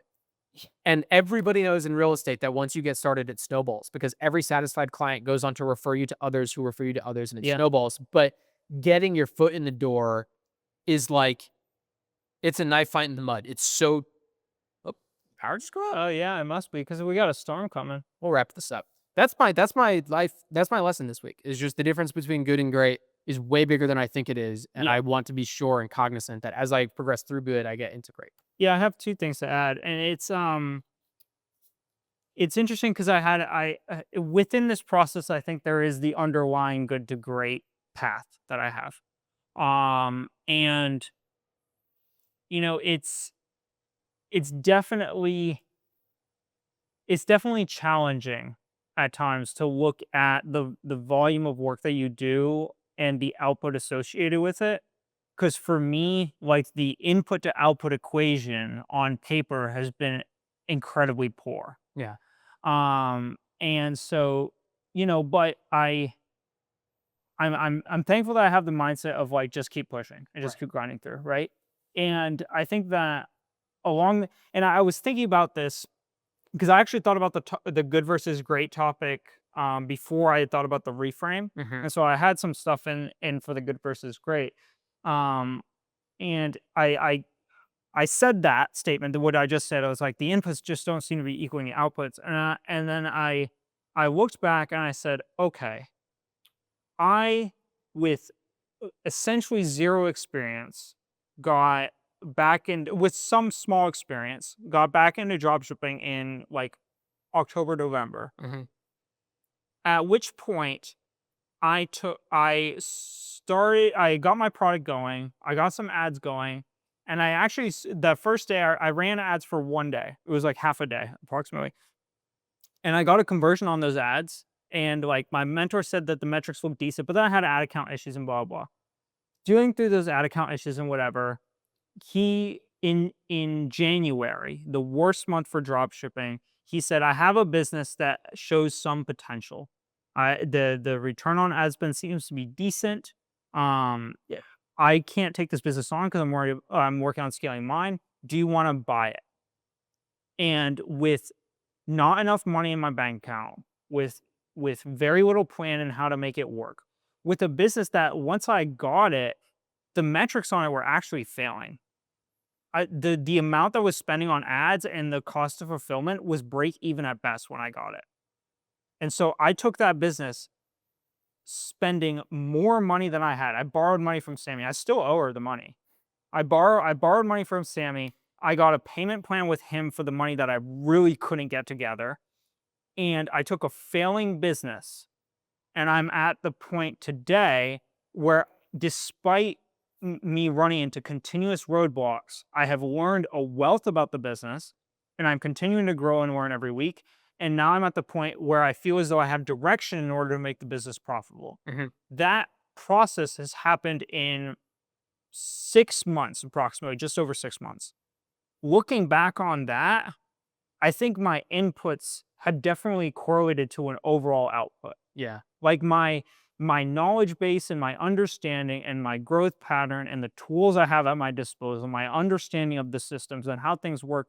Yes, I may not be making millions, but I'm the business is starting to become a little bit more profitable. Mhm. I'm learning more and I'm growing. And I took something that on paper was an incredibly risky thing to do.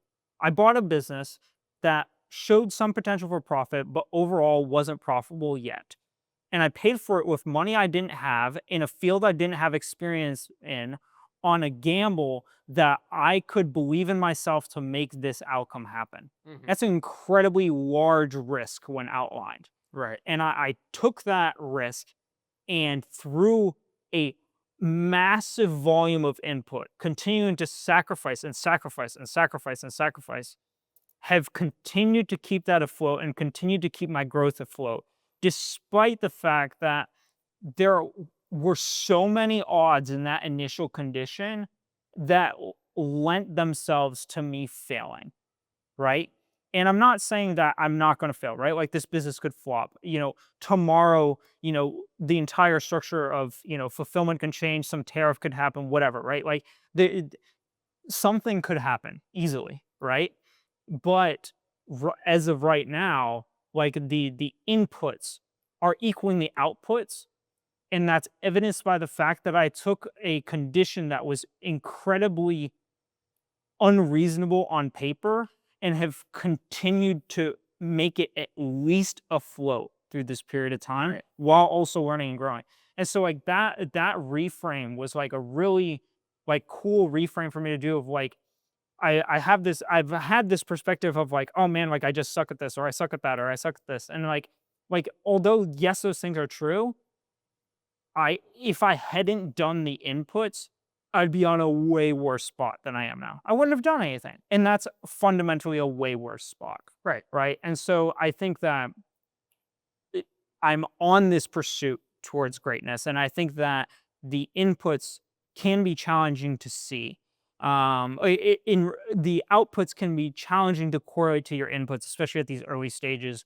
But you are building something, and that's evidenced by the fact that you're continuing to build, Right. right?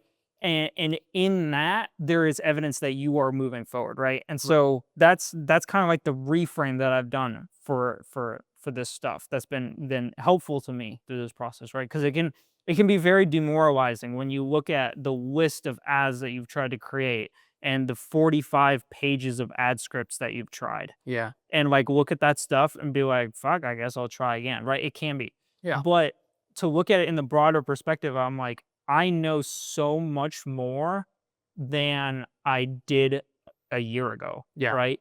And so that's incredibly valuable. It's interesting that you mentioned the demoralization factor because I think that's what gets to a lot of real estate agents is they Yeah. realize that it is more difficult than they thought it was and takes more input and costs more money. And I think that's what wound up getting to my friend who just told me that he's dropping out of real estate is I think that he realized getting told no over and over again and not making any money hurts emotionally more than people think it does. Yeah. But what is interesting that I have noticed is I haven't gotten there yet. Like I haven't I know that there are people out there who have the same like the same abilities that I do.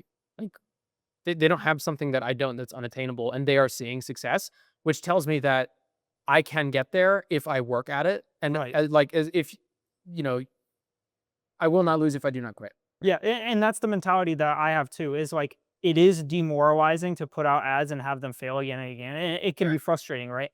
But at the end of the day, that's very short lived in my mind. Although it happens because I'm like, fuck. You know what I mean? Like, it's very short-lived because I'm like, I know this can work. I've seen people do it. I know it can happen. I know I'm capable of this Yeah. because I have the tools and the resources. And given any level of growth over a period of time, I can succeed. Yeah. For Right. me, I haven't even experienced demoralization yet because it's like, if it's not working, it means I'm doing something wrong, which means that there's room to improve. And as long as I continually find ways to improve, I don't mind if I don't make another dollar in real estate for the next year and a half, because I know that so long as I find ways to improve and I don't stop, then eventually I'll get there. So don't don't sweat losing deals now, because as long as I keep going, then eventually I'll get there. Yeah, Right. And exactly. so I haven't experienced that yet. And it's as a direct result of the stuff that Hermosi has said. Yeah. Yeah. So, That's it. That's all I uh, got.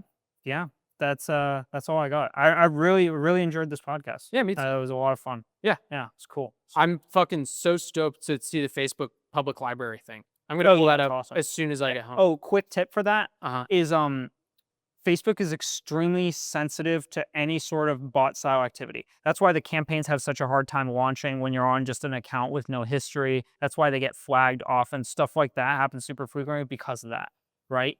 Um, One tip I have for Facebook ads library is when you're going through it, scroll a little bit and then stop for 3 to 5 seconds, and then scroll a little bit and stop for 3 to 5 seconds. What will happen is that Facebook will flag it and it'll basically walk you out and it'll say something stupid like you've reached your limit for the day or like something weird like that. Of the public library? Yeah, Is that a different account than Facebook, or does it lock me out of Facebook? it just walks you out of the public library for like a Okay. day, I and it's annoying. Okay, I'll scroll slow. So just scroll slow and then like sometimes scroll a little bit back up and then a little bit down, right? Right. And also using something like an incognito browser can sometimes help with that, or Okay. a VPN. Okay. Because I've had days like when I was starting out, I would just like scroll, go back up. I'd get flagged in 10 minutes. I'd get nothing useful out of it. Really? Yeah. Damn. But if you go a little bit slow, you can spend a solid hour and a half, 2 hours in there before they're like, "Hey, what are you doing?" So Well, I mean, if I'm looking at this guy's content, it's like there's only so many video, like I'm gonna watch every video in full length yeah, and take notes, right? yeah, So hopefully it'll be like I log in, there's the video, I watch the whole thing, and then I go to the next one, and then Facebook is like, you're fine. We'll yeah. see. If I get locked out, I'll log in on. Also, Yeah. I think it's called uh tick snip. It's something like that. It's like a TikTok snipping tool. It's marketed as like a TikTok snipping tool, but it works with any link. And you can copy the post link from Facebook Ads Library and send it to the app on your phone, and it will download the video. Oh, And it really? will download it like without the captions on the screen or any of that stuff. Like you don't even have to screen record. Like you could just get the video and download it. And so you could save that to like a library if you wanted to. Like if you find some that have run for a really I long can't. period of time. I can't just download it. From Weird. Facebook Ads Library, no, you can't just Can I download it. screen record it? You can screen record it. You could do that, Easier for me. right? Or you can use I'll get you that name of that software. Yeah. That software will also let you do that. Okay, cool. So, just Sweet. depends on what your preference is, but Hell yeah. that's what I got. That's Awesome. that's all I got. So, Yeah, that's a good one. The dial-in quote today is a Hormozi quote. I didn't really know like what your life update stuff would be, so I didn't really fair. know what would be fitting for both of us. So I figure that either I can keep picking quotes that pertain to my stuff, or we like could each do one. the template, right? Or I'm sorry, the thumbnail. We're gonna do whoever's week is their Oh. turn on the thumbnail is what we're gonna title it after. The life lessons Yeah. is what we're gonna title it after. So that person can do the dial-in. But That one, in yeah. any case, the quote this week is: people who obsess about work-life balance are typically mediocre at both. Obsessed people apply their obsession to everything and just call it life. God bless. All right. Well, have a great week. Enjoy it. Continue to pursue whatever your dreams and goals are. Wishing for the best for you. And we'll be here next week for an awesome American Muscle Car Museum special. So stay tuned for that. And it'll be a lot of fun. So see you next time.